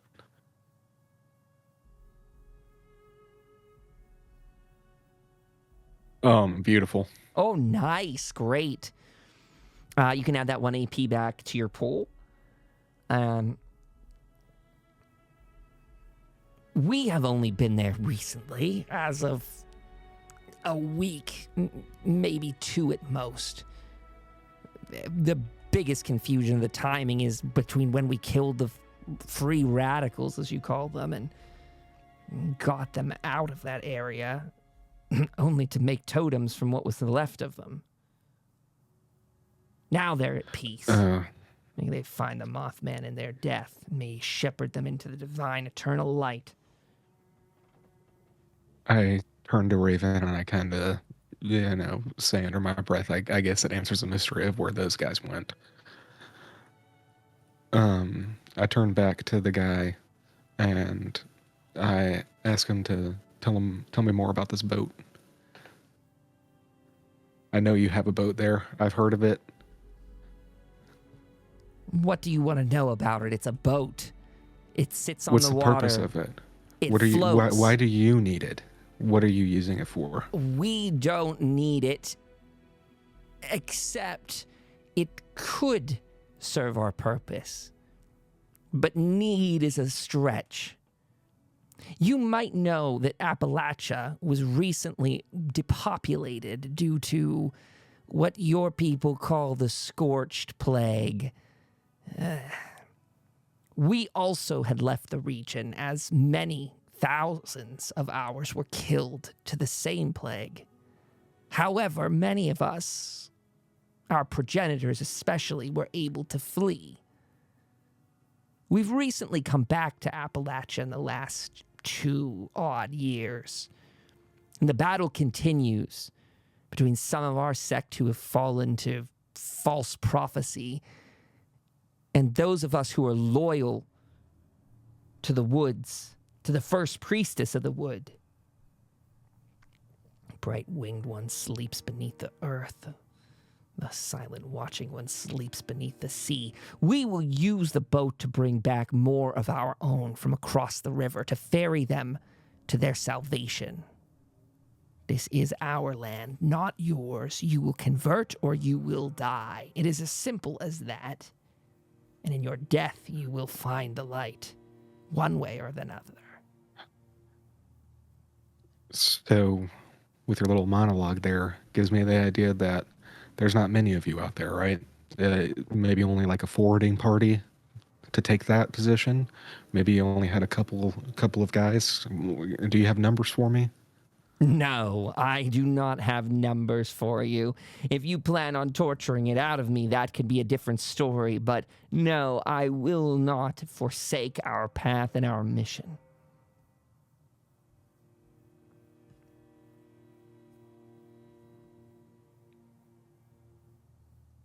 That boat belongs to the wise one, not you dim ones. You have betrayed the true one. I will take I back. Ha! You're one of them. He just kind of takes notice of you now, Raven, as you probably step a little out of the shadows. And the other one sits up as well at the revealing of your presence. It's one of them. One of the so-called enlightened. You're not enlightened. You're insane. Come away from your pinnacle, your perch at Lantern to come back for us. It's not the time of your equinox. But is that why you're here now, hunting us in advance? Oh, holy Mothman, I call upon your light to burn the evil out of those who walk amongst us. For these are heretics, false ones, deceivers and betrayers. You will answer Sam question or face the wise the one wrath. The other one says, I don't believe that you have anything at your disposal to make us speak. What do you even know of our place in this world? Where are you from, sister?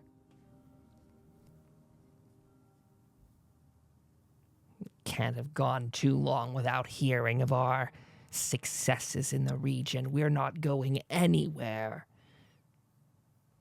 This is our time. This is his time. Just as Brother Scarberry predicted, we shall see him glow. You're praying to the Mothman for help.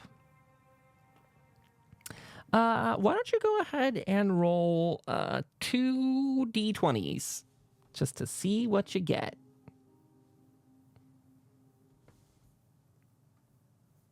No skill test attached to that.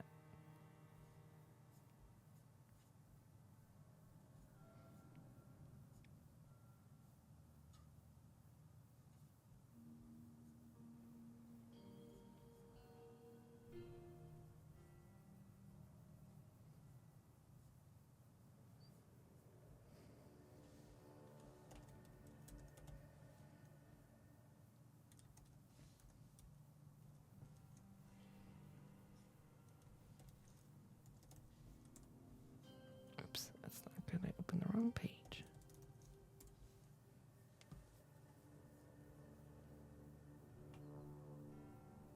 I come from the manor, the place you and the others chase me and others out of. The manor? Chase you out of? The manor's always been under our control. You tell me too much. Maybe you are the dim one. That is our people. Clancy Manor, you referring to, remains under our watchful gaze. If you are from there, then it is you who is the turncoat. When did you leave this region?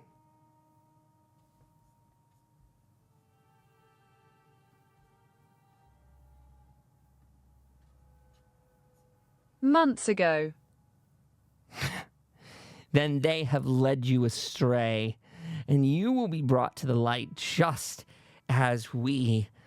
I go to the divine light. The divine light can be seen, and more will come to take my place. I will have no regrets. It is you who will regret your choices.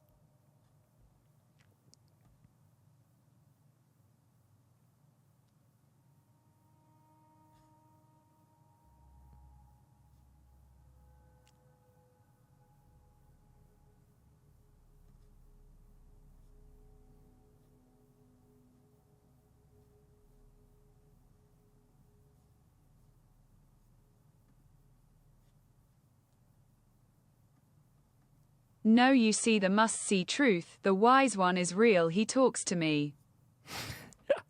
Delusions, you and your hysterical dust.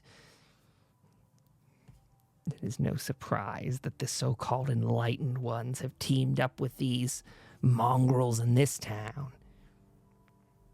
Wherever you hold us, he will know. No dust, only truth. Well, then let me deliver the hard truth unto you, betrayer. He knows now where you reside, and there will be no peace for these people, for I have seen beyond my body. I have seen where I am, and they will come to a reckoning within this short lifetime.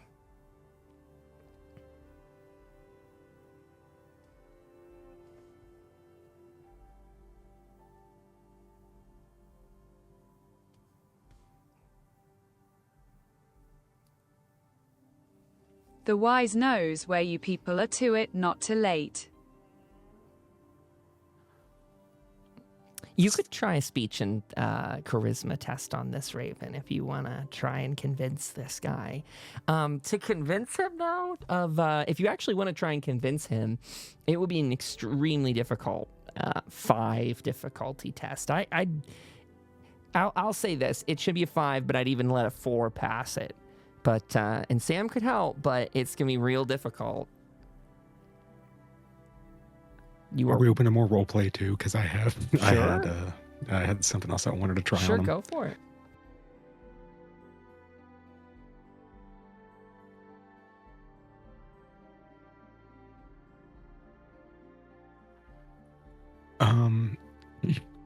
All right, so Raven, I remember you telling me something about your culture's burial ceremonies. You know, the body has to be buried, has to be cremated or something along those lines. But I believe, you know, along the lines of it, has to be somewhat complete. And I go into the cell where our pink goo stricken friend is, and I get some shackles and like I'm assuming there's also one of those like neck bracers there that I can kind of hold him with, make sure he's not biting me. Sure. And I take him in there, and I take him in the cell with these guys, and I tell them, but I'm also guessing that means you won't be able to go see the Mothman if you guys are eaten. Sam, what are you doing? I try to whisper under my breath that these are empty threats, and not to worry, Raven. I'm just threatening them. He does not care what form we take in our death. If this mistaken one has misled you, then the fault is your own. The great moth, the bright one, he will accept us as we are. The followers of the winged one believe that in death the holy Mothman will shepherd us into the divine eternal light, for he is our God. He is attracted to the light of this hellish world, this glow brought by your weapons of war, the ones that you continue to use. I can tell that this guy that I'm talking to is not the one who's going to break. But his other friend, he's been a little bit more stressed out. He's been a little bit more anxious. He's been a little bit more like when Raven like kind of introduced himself, he was kind of quick to be like, oh my goodness. So I think that he might be a little bit more inclined to talk to me. So I take our friend and I kind of get him close, and he's biting, just right close to this guy. And I tell him, you might still be able to see your Mothman and everything, but it's gonna hurt a lot getting there. And I know that no one enjoys that. He looks at you with trembling eyes, and he says, and he actually looks right past you to the other cell, and he says, forgive me. Grow out to him. And he breaks one of his teeth, which would seem to have some sort of poison in it. And in just seconds, from his position of sitting on the floor and looking over at his brother, he collapses to the side. And the other one who you just got done talking with just starts laughing. Oh, brother, you will find salvation in the light, and let you two be damned. And in the time that you both look between the two of them, all of a sudden, a vine spurts out of that guy's chest, and it goes right up into the ceiling. Another vine goes right through the jail cell. Why don't you both make some sort of roll here to see if you can dodge out of the way? Oh, wow. Actually, I heard story, but didn't think it was true. Sam, run. You know what? I'm going to... he gets 1 failure and 1 success on this. Sam, you are the closest, I'm guessing, based on what you just said. The ghoul fellow that you have, like the feral ghoul kind of pink goo person you have, is directly impaled with this vine that shoots out strong enough to bend the bars, as it also lodges up into the wall, as you just hear the maniacal chuckle of the other Mothman cultist in the other cell. Let's see. Part of this is going to connect with you, Sam.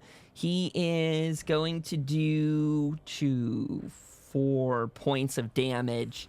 4 points of damage to your torso as it scrapes by you right after it punctured directly through that other man's chest in front of you. If you have torso armor, you can mitigate some of that damage. But again, 4 points of damage. It's 4 points of damage to the torso. I think I have 1 physical mitigation. Great. Then you're down to 3 on that.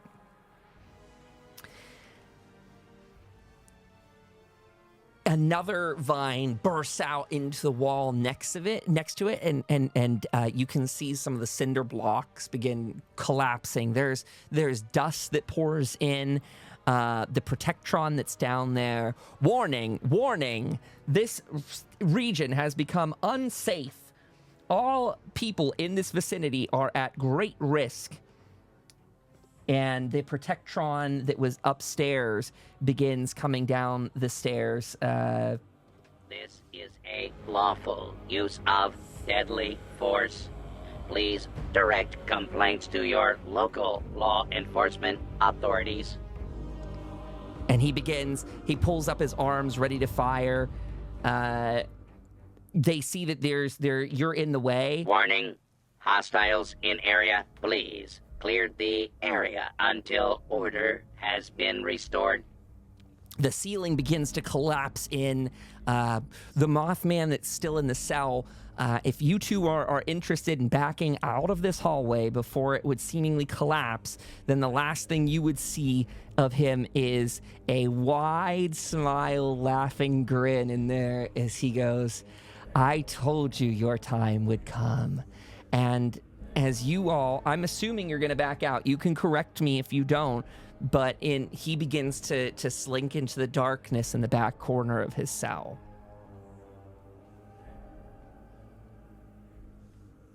You may make your decisions now. I take my flamer and then attack the vine and yell run. Sure. With that, Raven, let's go. You're mainly aiming at the vine.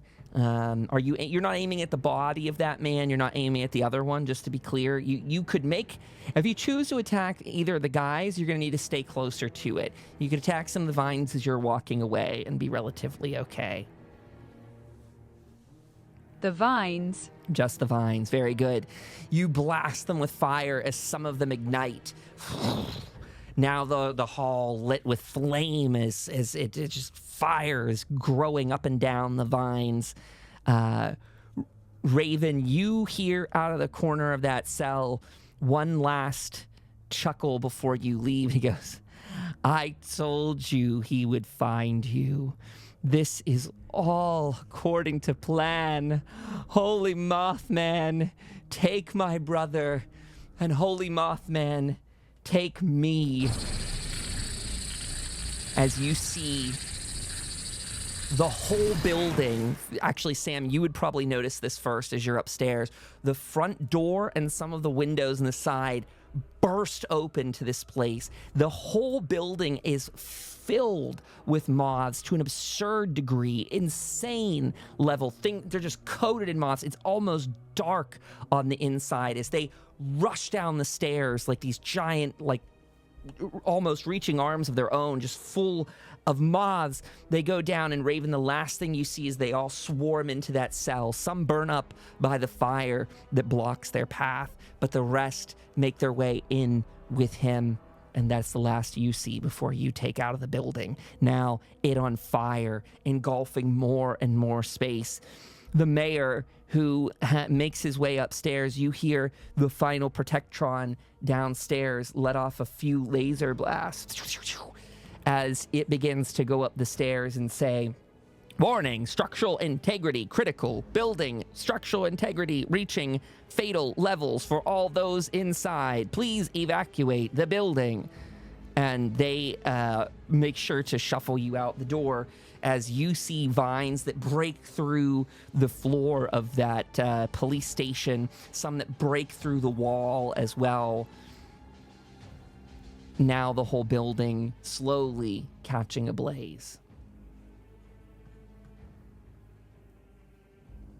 Wise one, guide me, Sam, this bad. We got to stop this plant.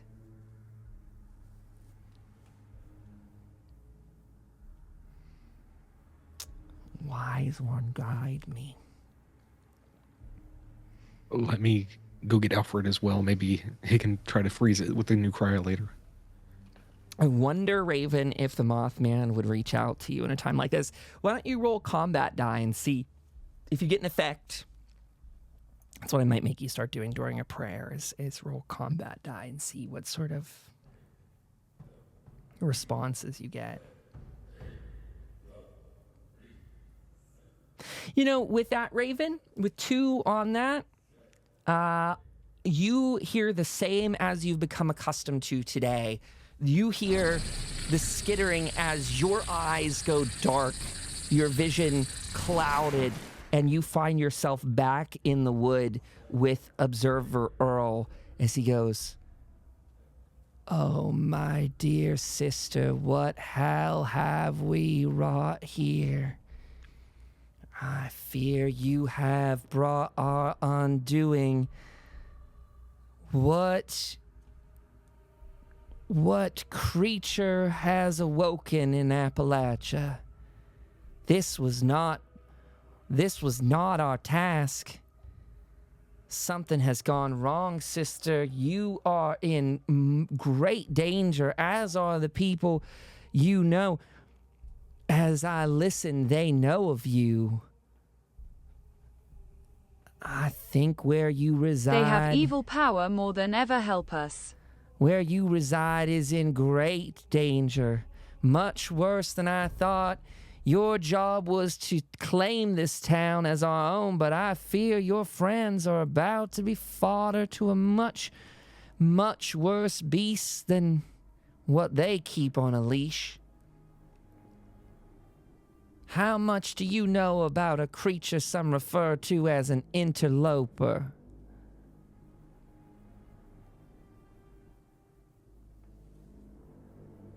You can see Observer Errol is much distracted by this great seismic shift in...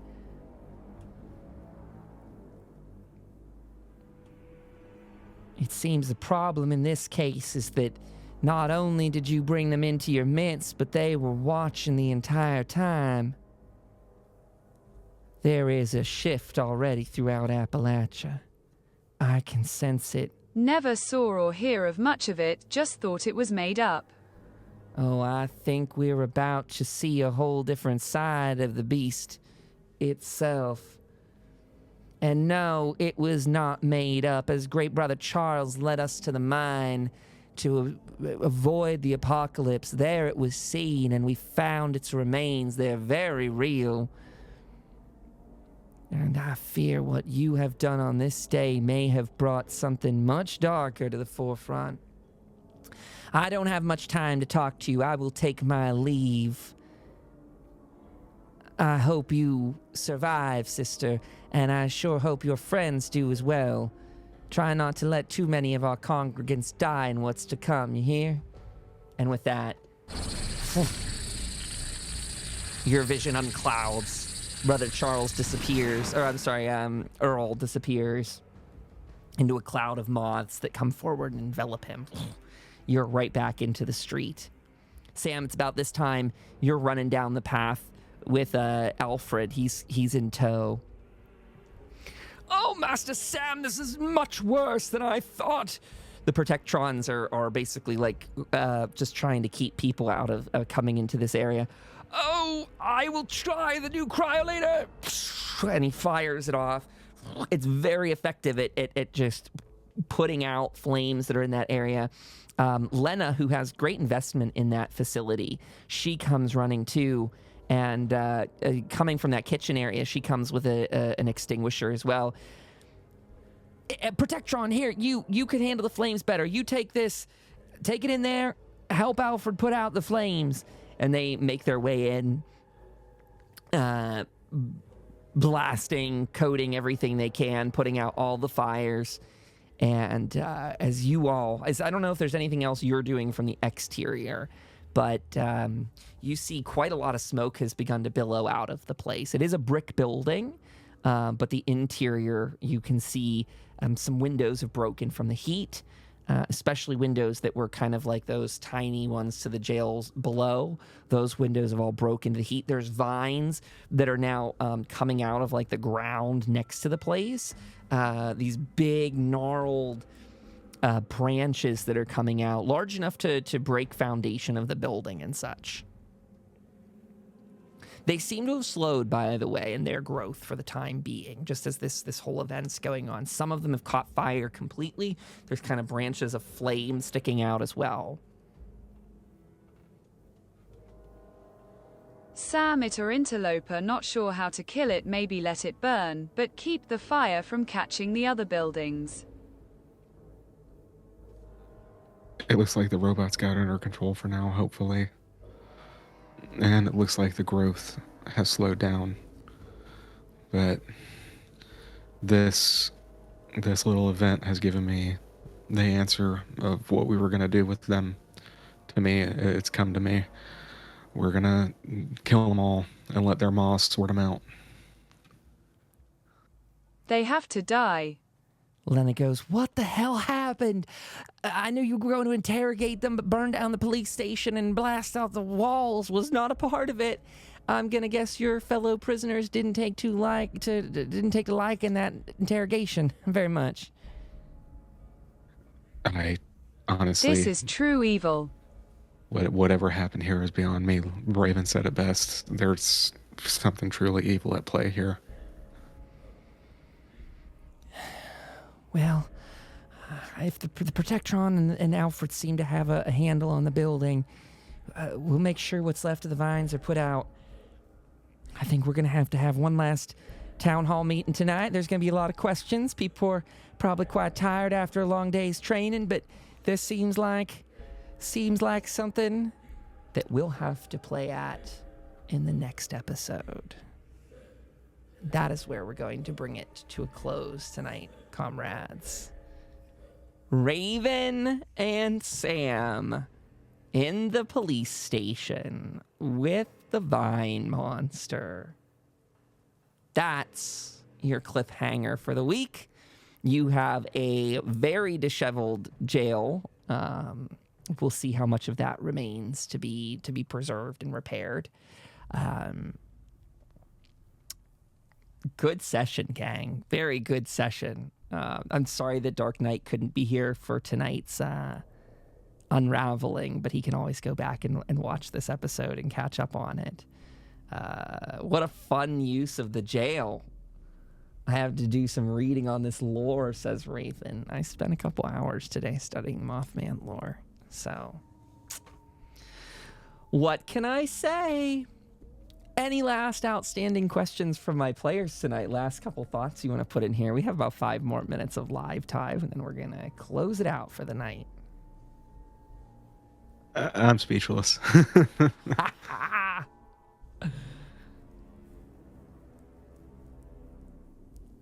The one on the floor turned out not to be easily shaken, or maybe too easily shaken from how you might want to look at it.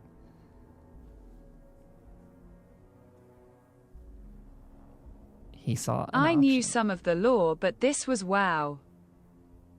I think I've kept it all lore accurate. I think. Shout out to the Fallout wiki, because I didn't know they did ritual suicide until the last second, and I saw it and I was like, oh, wow. That is wild.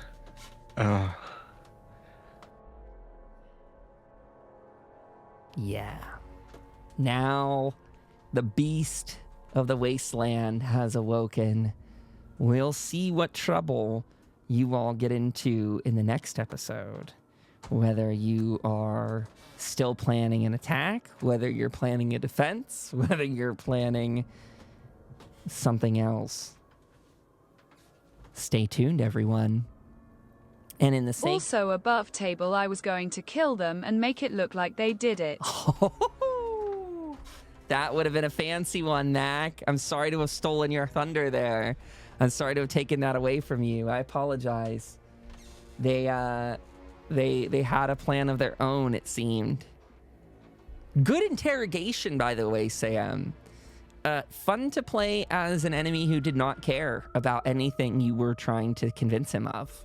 He was pretty convinced that only your death was the only thing he cared about, was getting rid of you and the rest of the people that were confining them. But then comes the question, did they let you take them? Did they know the entire time? Why were they being watched? Why? They told you basically that, they know of where you are now. That sort of infers, and believe me when I say infers, because I don't even know for sure, but it sounds to me like you led them back to Hope, which might have been the worst possible place to take them for an interrogation because of their otherworldly linkage. I didn't know a tree was going to pop out of them. Believe me, neither did I. That's the fun part of D&D and improv, isn't it? Okay, everybody, we're going to put a pin in it for tonight. I want to thank you all for coming out and watching tonight's show. It was an absolute blast. We're going to try and have the gang together on We're going to try and meet up this week again to do the Overseer's log. I would recommend you listen to those.